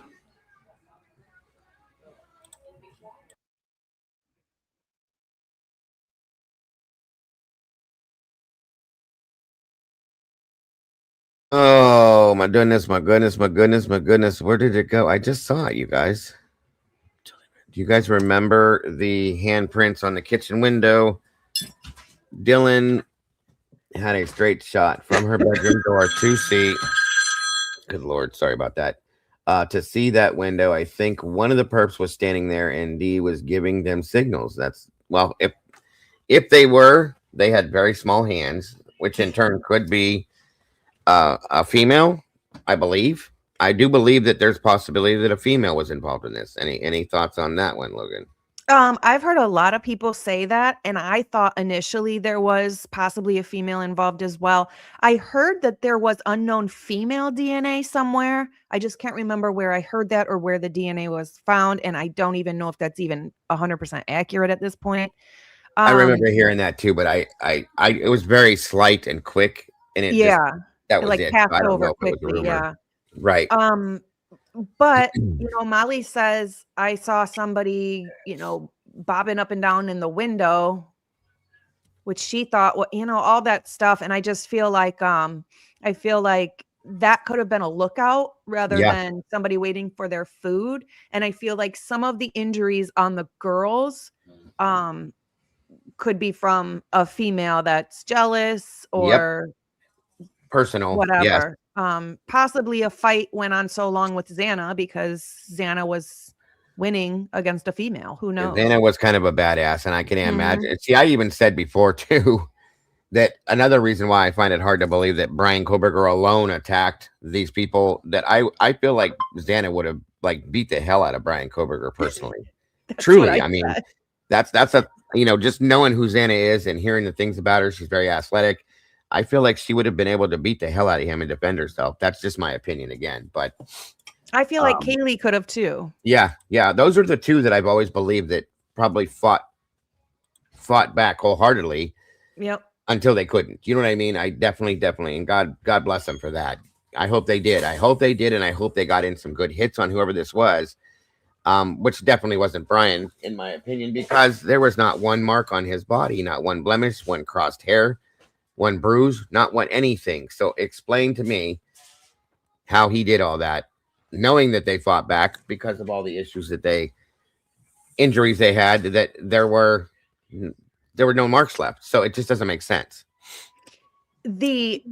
Whoever engaged with both Kaylee and Xana, I'm not saying it's the same person that engaged with both of them, but they were injured for sure. That's why we have blood from an unknown male. Right. I think we have 2 different blood spots from 2 different unknown males, correct? Yeah. I mean, they were injured in the house. So Brian Koberger didn't have any injuries at all that we could see. I mean, they would have had bruises. They would have had cuts. Obviously, they were bleeding. They would have had, so it's hard for me just with that alone to believe that he was in that house fighting Xana and Kaylee. He would have lost. Right. There's no way. He's not very coordinated. Nope. There's just no evidence of a fight with him. Not even a little bit. Nothing. No, I agree with you fully on that one for sure. So this next question says, can we talk about how horrible the odor would have been, but yet the first responders didn't visibly react at all? Now, I will say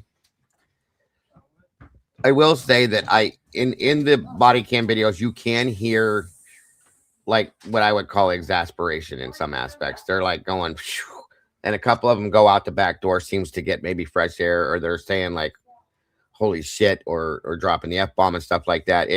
Yes, it could have been from what they're visually seeing, but I do like you could kind of hear them like breathing differently in some aspects on these body cams. And I think that's because of the smell. Okay.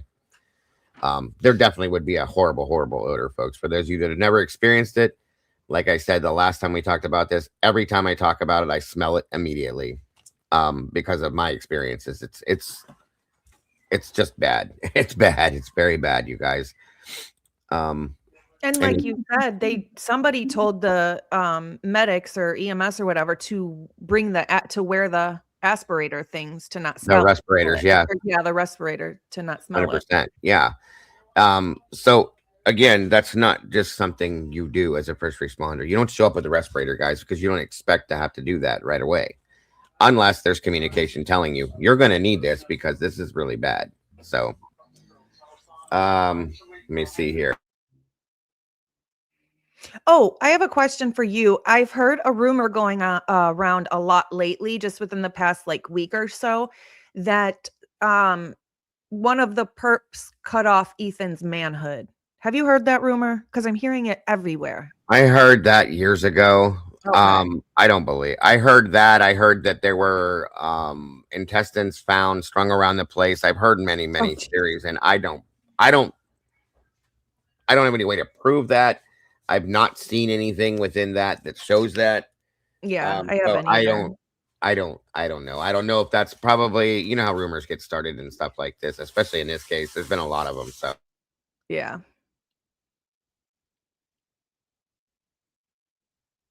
let me. Yeah, Tattoo Gal says that would have been in the autopsy, which it would have. So, I just, We'd have known. yeah, I'm just confused why I've heard it so much just within this past week, and I was like, I don't have any evidence of that, so I don't know where you guys are getting this from. I think some people are misinterpreting something that I saw. When they showed the photos of where they pulled the bed out, there's a lot of blood on the floor that has pooled. Okay. Yes. And coagulated. And it's very coagulated in some Mhm. senses. And there's one puddle that looks to be the shape of what you possibly just said. Okay. Oh, And I think some people are looking at that, misconstruing it, and it's truly just a very big coagulated puddle of blood, folks, is all it is. Because he literally was in that corner of the bed bleeding out to the floor, which is why the blood ended up on the foundation outside, probably profusely because of where he was cut at. Okay, so that's truly what it is. And then you got to love 4chan for throwing out the things that it does too. So yeah. truly. All right, so a question for you, I'm guessing, is what do you think happened? Oh no! What I'm gonna Like in totality? I'm guessing, yeah. I'm not sure. I feel like we've gotten new information just as of lately with the whole CI thing and things like that. And now I'm kind of going back and looking into interviews and different statements and things like that. They're covering up something. So it wasn't Brian Koberger coming in. I can tell you that. I do think it was probably anywhere from 2 to 4 perpetrators. 2 or 3 is what I think, possibly 4. And I think they were in there waiting for them to come home. I think that's how one of them got upstairs without anybody seeing. That makes sense. Yeah. I think somebody was hiding in the utility closet door. They were all over. I do think that they were all over that house, and it took way longer than 7 minutes or 20 minutes. I think that they were in there for quite a while. As far as like specifically who it is, I'm not sure. Now that we have the CI information that just came out, now I do lean towards looking into more of it being a drug hit type thing or something. Right. Like that. But other than that, I don't I try and stay open-minded, so when I do get information, I can kind of let it do what it does in my brain rather than Of course. being so focused on no, this is what I think it is, and I won't budge from that. So I try and stay open-minded so Right. when we get new information, I can kind of let it do what it does. But I think it was definitely more than 2 people that were in there waiting. It attacked them, and for whatever reason, I don't really know yet. Sure. That's about it.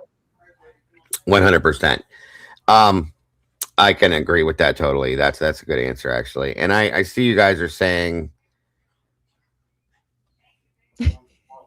at 10:46. That's not what you think it is. I'm telling you. I know what you're looking at. And hold on a second here. You don't have any issues with me pulling up certain photographs, do you, Logan? Not at all.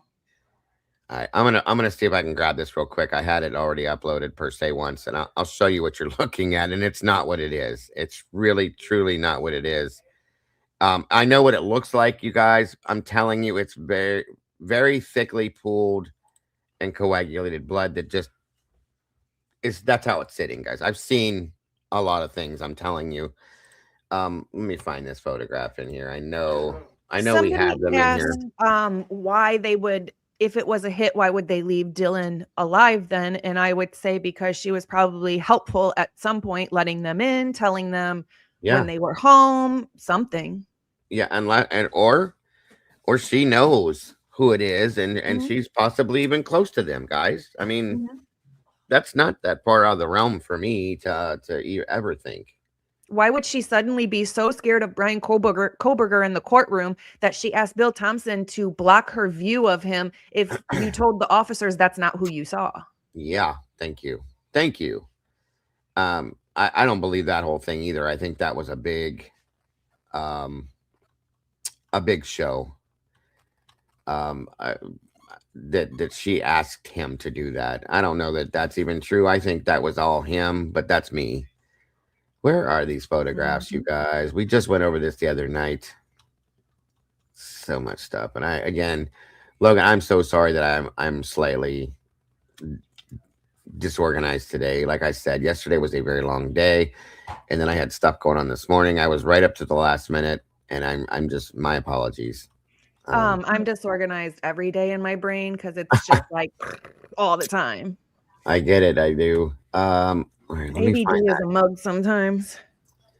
Yes. Do any of you guys still have these photographs we were going through the other night, to where you can just throw them at me real quick and I can pull this up? I want to show this picture because I know exactly what they're talking about. We looked at it. A couple people brought it up, and I'm telling you that's not what it is. And I'm only doing this because there's so much misinformation out here that one more rumor is just not a good idea, I don't think. Was the screen off the window outside? That was the kitchen, and that was done. That was like that during the summer too, before that even happened. No, not that one. Let's see here. Where did it go? Good Lord. Although I didn't expect this question to pop up in here, but that's okay. Her boyfriend's dad and uncle are AK. Yeah, I saw that. Yeah, and that's another one. What are your thoughts? Do you believe that Quinn was there that day, or do you think that he was in Boise? I'm not sure. I have seen some things that make it seem like he could have possibly been there. Why would Dylan not call him right away? Bingo. If you see a intruder in your home dressed in all black, you're hearing sounds of fighting and this and that, who would you call? Probably your dad or your boyfriend. Thank you. And you don't have to call them if they're already there. Guess not. Yep. Crazy. Yep. Truly and fully agree with that too. I mean, she didn't send a text the entire morning. Right. To her boyfriend. Right. So, I don't know. Did you see the other photograph? That I'm almost dead set on it now that it is Kaylee. The other photograph in the reflection of the light, the bulbs. Yeah. I did. Yeah. Yeah, that's pretty bad. I am struggling to actually make out what I'm looking at. It's very hard. We have somebody that cleaned it up. Oh, okay. And I'm almost positive now. Okay, I found this photograph again, and real quick, you guys, I should have done this earlier just because I don't want anybody getting upset. Trigger warning. This video includes sensitive and violent content that may not be suitable for all viewers. This video is for 18 plus only. All right. And again, not everybody can handle this stuff. Even if you think you can, sometimes you can't. Okay. This is what I believe everybody's looking at. This photograph, we all know this was up against the wall beside the bed after they pulled the bed out, and this stuff is all on the floor. This one specific photograph here, okay, is where everybody was drawing my attention to this. I promise you, folks. I promise you. I've even had. think it would look like that It naturally in soft form, would it? No, it Okay. would not. That is a pool of blood that oddly, when blood coagulates, folks, so much of it as well, it'll look like this. It'll take weird forms, weird shapes, things like that. That is 100% just pooled and coagulated blood. And Well, you I'm can not. tell when they pulled the bed out, something hit that puddle, and it's flipped over a little bit. Something ran Yeah. into that puddle as they pulled the bed out, and Yeah, definitely. flipped And the there's coagulation over a little bit. yes, and there's some other pieces of this that they're not showing right now that have hair attached to them, folks. So yeah, there have been, I believe, pieces of the scalp and everything that were maybe cut because it said that there were scalp injuries, things like that could have been very well cut out. There's one, I believe, on the bed frame as well as over here in this realm of area with the hair attached to it. Period. So yes, very bad. But if this is not correct, what you were talking about, I don't know what you're talking about then, but that is what I think. Everybody's come to me with that and said, "Oh my God, I don't believe it is." Sorry. Okay. No, me looking at that, I can tell you that's not what it is. In No, my not at opinion. all. I know I it just looks didn't know where they were getting the information from or why Yeah. they were saying that. absolutely, and this is why I'm saying a lot of people don't quite understand what blood does as it pulls. Where he was cut, folks, his body truly and honestly probably drained of all the blood, almost, at least most of it. Okay, and if you're laying in one specific position, it's going to pool in that area in big pools of it. Okay, and when it starts to coagulate, mind you, this photograph was taken 8 to 10, maybe more hours later. It's starting to coagulate, and being that it's so thick, it takes a longer period of time. It's not going to dry up because there's so much of it. Okay, so it's gonna coagulate in these weird ass forms. I'm sorry to say it, but It's going to that's start all. to look almost like slime. Yes, and it actually kind of is kind of like Yeah. slime. It's just red, and it's very thick and discolored in different areas, so on and so forth. But I promise you on everything holy that's all that is, folks, is pooled and coagulated blood. Very, very, very. That's blood, same way, pooled and coagulated, folks. All of this as well, and that I know it looks strange. It truly does, but it's not what you think, because that wouldn't, if that's what that was, what you guys thought it would look completely different. I can promise you that. Well, and it would be redacted. Yeah, they would have never left that in there. Not even close. Good point. Very good point, Logan. So no, I know it looks like that, but no. We'd have never saw that. Any kind of, now I know they've made mistakes, so on and so forth, but something like that is very clean. It does look like flesh, yes.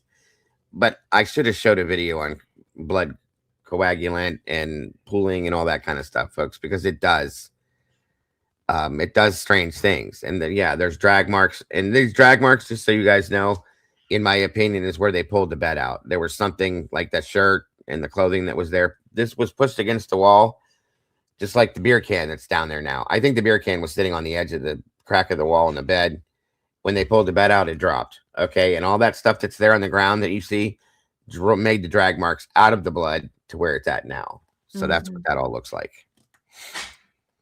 There's a lot of drag marks in her room, period.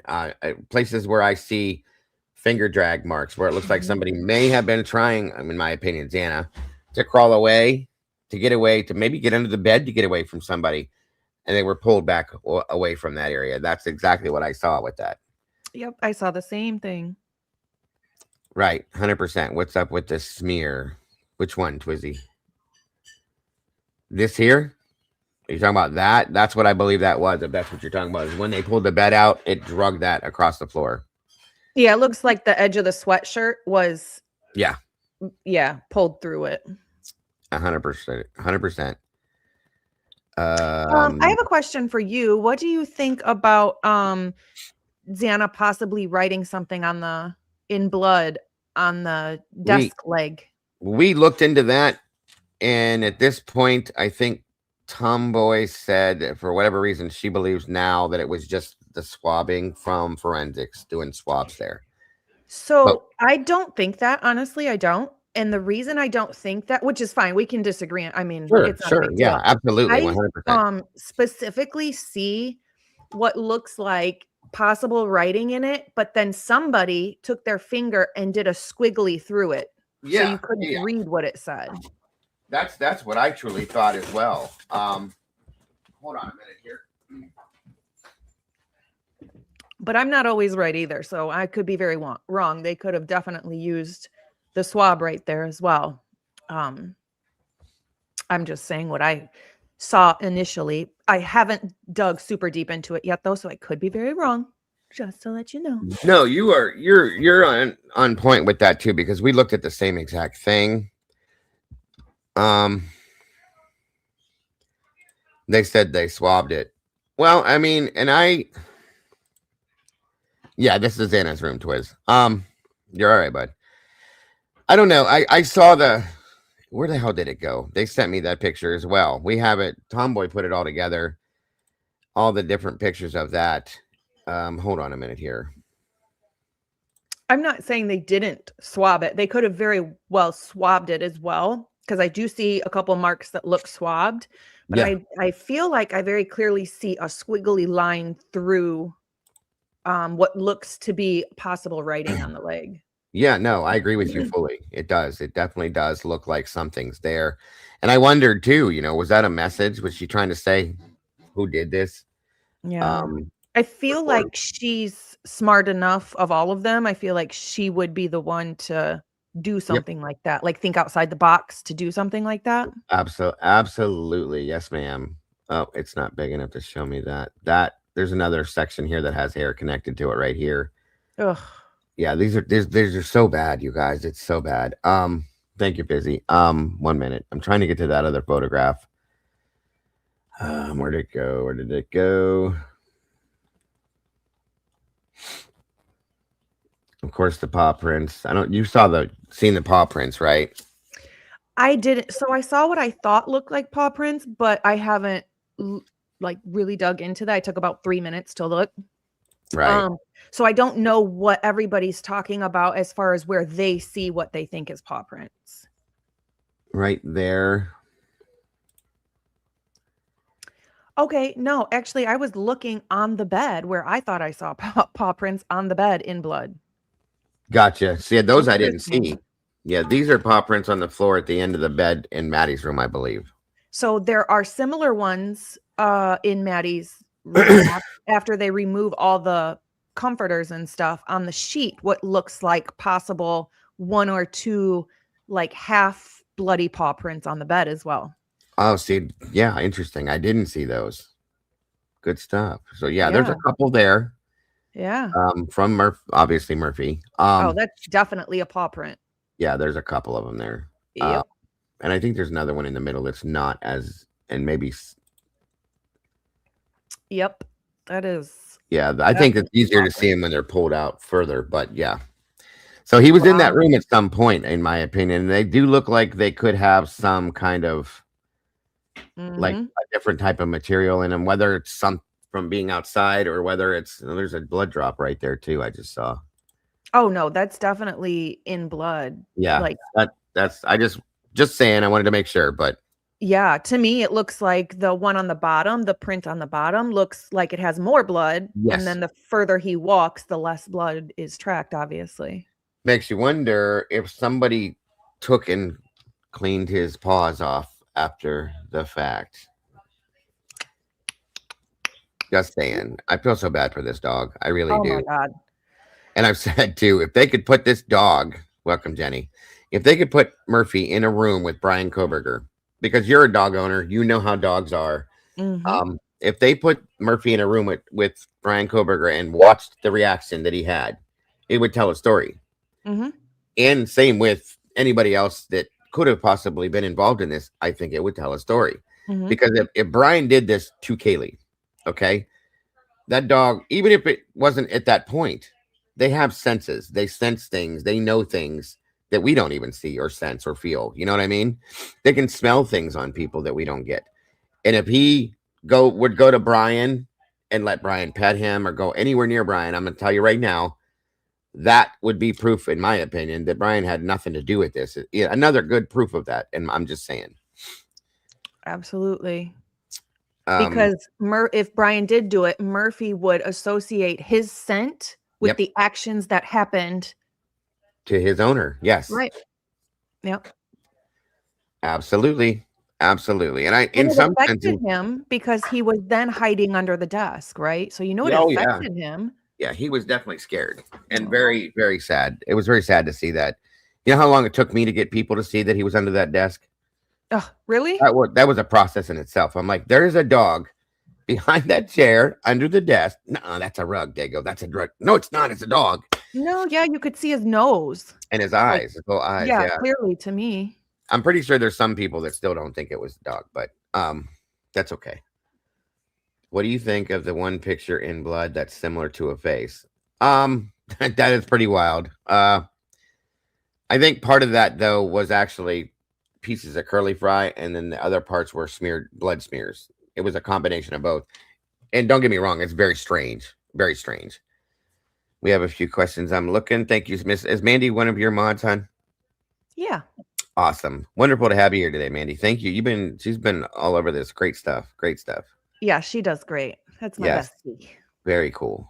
I'm looking. Great job today, Mandy, as well. We appreciate you.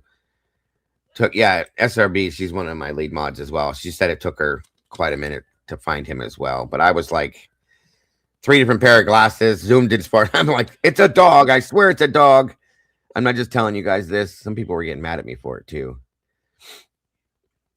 I'm trying to find the other questions. Let me see. Was it in the mod voice? I was starting to wonder that if that's where we dropped those photos to. You're probably right, SRB. Okay, let me go back down here. I'm gonna do about 5 or 10 more minutes, and then I'm gonna have to jump and Yes. take Bumpy out. No worries. No worries. Like I said, I didn't want to keep you here too long. It's just okay. Just not. I was looking at the table leg. Okay. Exactly. Oh, that's another one. Yes. Did we have that picture too? Did you see the photograph, Logan, of the wall in Xana's room where there appears to be a photo, an eyelash embedded in blood on the wall? Is it back on the back side of the wall behind the nightstand? I think so. Yes. Where like you could tell the fight was, the drag marks and by the gouge in the bed, like right back behind that kind of. Yes. Then I think I did see it. I believe that's the one. And here's the thing is that I related that to Kaylee because they claimed that they only found one of her eyelashes. Well, I think it was Maddie, wasn't it? Or was it that Maddie? I thought it was Kaylee. It could have been. I'm not sure. For some reason I thought it was Maddie. I don't know why. But that's very interesting. Yes, when you said eyelash embedded into the wall, that's what I immediately thought of was, well, somebody had one eyelash upstairs. Yeah. Unless it was maybe I have it in the wrong place then. Too much at one time. I don't believe it was Xana because I don't think Xana wore those types of things. She barely wore makeup. Right. Yeah. And she didn't even need it either. She was such a pretty girl. Right. Very sad. All right, let me look back here then. I know you gotta take Bronx out. 1 minute. I'm trying to get. No, you're good. Take your time. To the photograph over here. 1 minute. Busy. Thank you. Let's see here. Oh, yeah, that's a better version of that photograph everybody was seeing, and I'm telling you guys, that's not what that is. I promise you, that is not what that is. Yeah, no. Yeah, I know what it looks like, you guys, but honest and truly, it's not. Um, it's horrible, yes, but it's not that. All right, let me get this other stuff here real fast for you. You'll have to if you don't mind, come on my channel soon. Oh, no, it would be an honor. Absolutely. cool. Yes, Yay. absolutely. Oh, okay. You guys are talking about this. Yeah, those are curly fries, you guys. That's not blood. I'm pretty sure that's what you guys were referring to in that sense. That right there, those are 2 curly fries, and then there's blood there. Which is weird. And again, did you notice the Taco Bell stuff that was in Xana's room smashed all over the floor? And there's no talk of that, but you got to My wonder. question was because obviously we see a plate of what had food on it and was either eaten or thrown across the room or whatever. But on the plate was a little black cup that looked like the cheese cup from Taco Bell. Yes. So I don't know if that plate was, 2 days old or a day old and they ate the DoorDash. There was also the little black box that the Taco Bell fries that they sell comes into on it. That was in a picture on the floor. Yep. So yeah, and they remember Saturday, wasn't it Saturday that Bethany said she woke up and they were all at Taco Bell? I wonder if that was maybe from that day. That could be. That could be. Over here. All right, let me see now if these. Okay, yeah, there's stuff in this. I have chats and pictures and I have things everywhere. Sorry. When we start doing our little deep dives and investigating on things, like it just gets spread out everywhere. We do a lot of research together in our Discord. Come on. It's hard for one person to all the tiny details in this case to retain every ounce of it and keep it all and organize. I couldn't. My stuff's all over the place. No, absolutely. Okay. I got half of it on my computer, half of it on my phone. Right. Yeah, I have it all over my computer. I'm OCD, like within my household. But when it comes to this, I'm definitely very disorganized, unfortunately. I'm trying to get better at it, but all right, so there's the one photograph that we were talking about of okay. And I agreed with you. I agreed with them when what the hell did I just do? Sorry. That it definitely there's something there. I'm sorry. And they said they swabbed it, but to me, why would you need to swab that much of that? No, and I don't think that's how they do swabs anyway, is it? They don't make squiggly lines down the leg of a desk. Yeah, and from what I've seen, at least because I've watched some forensic stuff, a lot of it actually. Yes, I've seen them do that, but they usually will roll the tip of the swab in it so it absorbs it. You know what I mean? Right. Just saying. So there's that. And then there was that other photograph. I can't remember where the hell it was. Oh, the eyelash one. Yeah, that's the one I'm looking for now. And then, did you notice that there was no blood, not even a drop, from what I can tell, in the rug that was underneath Xana? Yeah, I don't remember seeing blood on that. There was none, Logan. I looked as much as I could. I don't see any blood. There's nothing looks like it's absorbed. See, that's a better photograph of that. And those don't look like swabs to me. I'm sorry. They don't. I agree with you. Yeah. At the very top, follow the line. Yep. And then see how it squiggles on the way down. Yeah. It just keeps going all the way down. To me, that looks like she was writing something in there and somebody came behind her and was like, fuck that. And ran a line through it so you couldn't read it. Yeah. See? Good point. Yes. Yeah, that makes sense. That does not look like like bugle swap to me at all. I'm sorry, but very good point. 100% what I was just thinking too. That's I could wild. be wrong, but that's what my brain does. That's what I see. Yeah, I agree with you. And I have that flipped and flopped and spun around different ways. I'm looking at it. So yeah. Yeah, I don't know. Oh, wait, here we go. Finally. Good Lord. Took long enough. Yep, there it is. Okay. That one right there. See that? Oh yeah. Mm-hmm. That creeped me out when I first saw. I'm like, oh my God, that is definitely like I've seen blood dry and crack and things like that. Never That have ever looked very at it much online. looks like a false eyelash. Very much. Yep. I just thought, wow, Wow. that's so bad and sad. It really is. I wonder how it would get there like that.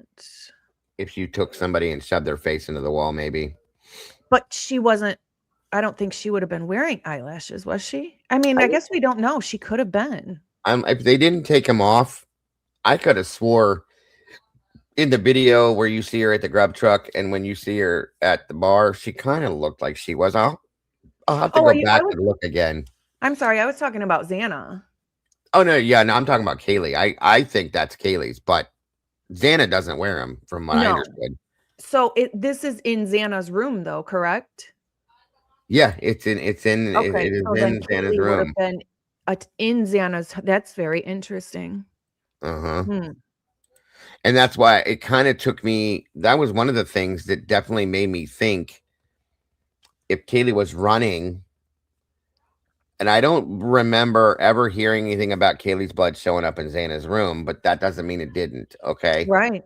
Because they're and not going to sit there and test every ounce of blood throughout that. Right. Mm-mm. Yeah. So I wondered, did maybe Kaylee was in Xana's room when she died? Very interesting. You know, if she was trying to get there to get some protection from Ethan, and then it was too late, obviously. And she goes in there and got stuck in there, trapped in there by a couple people possibly. And that was one of the situations. Maybe her face got shoved into the wall, and it got ripped off of her eye or something stuck in the blood. It's just a thought. You know what I mean? You guys, if there's ever anybody in your home, run outside if you can. Yeah, get away. The first thing you should do, run outside. Run outside, Scream. set off car alarms, scream, do whatever you have Whatever. to do. Don't run into a bedroom. Don't run upstairs. No, don't trap yourself in a situation, Mm-mm. because that's what happened here, I think, in Yep. some situations. So yes. I do think at this point that they carried her upstairs, and which would obviously have to be more than one person. Yeah. Yeah. That And was her. there is audio out there. Yes, I've heard it. We don't have any way to verify it. We don't have 100% way to say, yes, that's true. But somebody took the audio that Jules got and they kind of added their own words to it. It was, she was a transcriptionist for the police department and put down what she heard. And at some point, part of that audio, she hears them say, get her in Xana's room. Is it true? I don't know. Is it real? Yeah. We don't know, you guys, but again, I feel like that audio is, I think it says that something was going on at different times than we expected it to, but I think it's so hard to tell exactly what's being said. sure. That's how I feel about it too. It's especially like there's captions stating gurgling and choking. I don't think we'd ever hear that, but No. yelling Not and screaming inside. and stuff. Yeah, 100% right. So, Witchy just said something there. Where'd it go? The autopsy stuff from yesterday's release eliminates the possibility of anyone being in anyone else's rooms when the killing started. Okay. Well, we don't know. We don't know. Yeah, Ethan has a mustache. No, you wait 8 hours to call the cop. Right, Twiz. Right. Somebody said that eyelash could have also been there before that night. You know, they that's- don't seem to be the cleanest people. So that's 100%. possible too. That's a good point. Yes, very good point. Very good point. Every instance of Kaylee's blood outside her room is transfer post killing. There you go. Listen, guys, I just throw out things that pop into my head from what I see. That's why we speculate like we do, because we just don't know anymore. I don't see any more questions in here. So, and I know you got to go. So I want to say I really appreciate this. I really, really appreciate you taking the time to spend it with us over here. Yeah, thanks for having me. I really appreciate it. I appreciate you bringing your community over here as well. It's awesome, and I would love to do this again as soon as you're ready. Yeah, And I'd definitely it'd be an honor to join you on your channel. I would love it. yeah, that'll be fun. Once again, I want to apologize for my disorganization today. I'm really definitely not ever like this. Usually yesterday was so long and I didn't sleep much last night. Too much running through my head with all this stuff. And I promise you that next time I'll be a lot more organized. When you come to my channel, I'm going to be doing the same thing. I just do whatever pops in my head at the moment. So I try and put stuff up in like some sort of rhyme or reason, but a lot of times it just kind of takes its own course and we end up in wherever. Sometimes that's the best way to do it too. You know what I mean, Yeah. Logan? But I'm glad you're feeling better. It's glad to see you back out here doing stuff Thank again. you. I'm grateful to see that. Guys, Yeah. again, please, please, please, please, if you have not yet done it, like I always say, what are you doing with your life? Make sure you subscribe to Bronx Tales True Crime. You will not be disappointed, but you will be disappointed if you don't, because you don't get to see all the great stuff this awesome lady puts out. She does a great job. And of course, you get to see her adorable dog in the background all the time. He's so awesome. I love it. Really is. How old is he, if I can ask? He will actually, what day is today? He'll be 5 in 4 days. So I have to plan a birthday party within the next 4 days for a dog. Hey, how did you end up with him? What? How did you end up with him? I got him as a puppy. Oh, did you really? Yeah. And what is he like? Is he a crossbreed or is he just? He's a bully. So he's a mix with American Bulldog and Pit Bull. Ah, gotcha. He's so cute though. He's really so good. He is really a very good dog. Yeah. Very, very, very good. So good stuff. I'm glad that we get to see him. I'm glad you put him on with you, and everything is really cool. It makes your channel even that much more unique, and I love it. So thank you again. He rules my world, so I might as well name it after him and make him the host of every video. There you go. There you go. You do an amazing job with what you do. I wanted to let you know that. We're very grateful to have you as part of this community. And I'm looking forward to everything you have coming in the future. And of course, like I said, I'm looking forward to joining you on your channel. So again, thank you so much. I hope you have a great rest of your day. Thank you. You too. You also do amazing work, and I appreciate everything that you put out and all the effort you put in there, and your mods and your subscribers and your channel. Everyone's great. I love this community. I do. I'm so proud of the community that I think we've all created. We all share a lot of the same community, and they're amazing. They truly are. They're very smart, intellectual. They think of things that I sometimes would never even imagine thinking about. They're an amazing community. I don't care what anybody says. I'll die on the hill. Period. End of story. If you make a point, I promise there's at least 10 people that are going to come up with something that your brain just didn't do in that moment. And you're like, oh, that's a great point. That's a great idea. I love this community. Everybody's respectful. Yes. Yeah. Everybody's. And they're not afraid. I always tell them, like, tell me I'm wrong. Show me where I'm wrong. Yeah. There's a few people in this community that are very, very good at what they do in this. They won't come up here, but they'll tell me in the chat, nope, Dago, that's not right. This is what is. And I want to know that. You know what I mean? Yep. I want to know that. So again, I love the community. I truly, truly do. And I wouldn't know what to do without it. So guys, thank you so much, guys, to everybody for joining us from both communities. And again, Bronx, thank you. Or Logan, sorry. Everybody calls me Bronx, and I like it, actually. I get it. Thank you so much for joining us and bringing your awesome people over here as well. And hope to see you very soon. Yes, absolutely. Thank you for having me. I'm going to go ahead and say goodbye and see you guys. I'll see my people on my channel probably Monday. So everybody have a wonderful day. Do something nice for yourself. Be kind, but more importantly, be kind to your animals, guys. Have a great day. Absolutely. Take care. Bye-bye. Bye-bye. You know, you guys, again, as always, amazing show. Like I said, I'm sorry I was way disorganized today, way more than normal. And I just had a lot of stuff going on beforehand and so on and so forth. So I can't wait to be able to get back together with her again and go through some more of this stuff, because there's so much more of it, guys. And you guys are amazing. I appreciate you all so very much. Thank you to my moderators again for doing what you do. Much love to you all. And if anybody has any time after the fact, I'd love to jump into the mod chat with you guys just to discuss a couple things. Thank you very much. Yes, Miss Mandy, absolutely. You as well. I appreciate you very much. You did a great job in here today.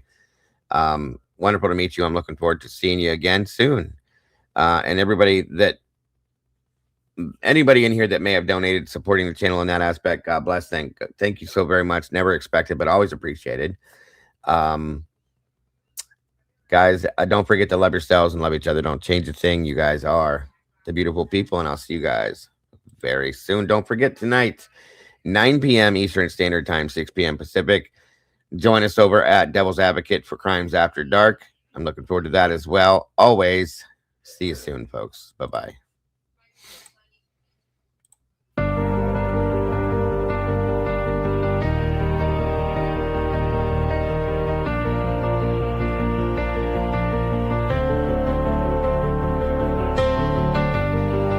The coffee's cold, the final stain. We laid the map out in the pouring rain. No hidden corners left to creep. The dark truth woke while the city was asleep. The evidence lines up straight and true. A perfect picture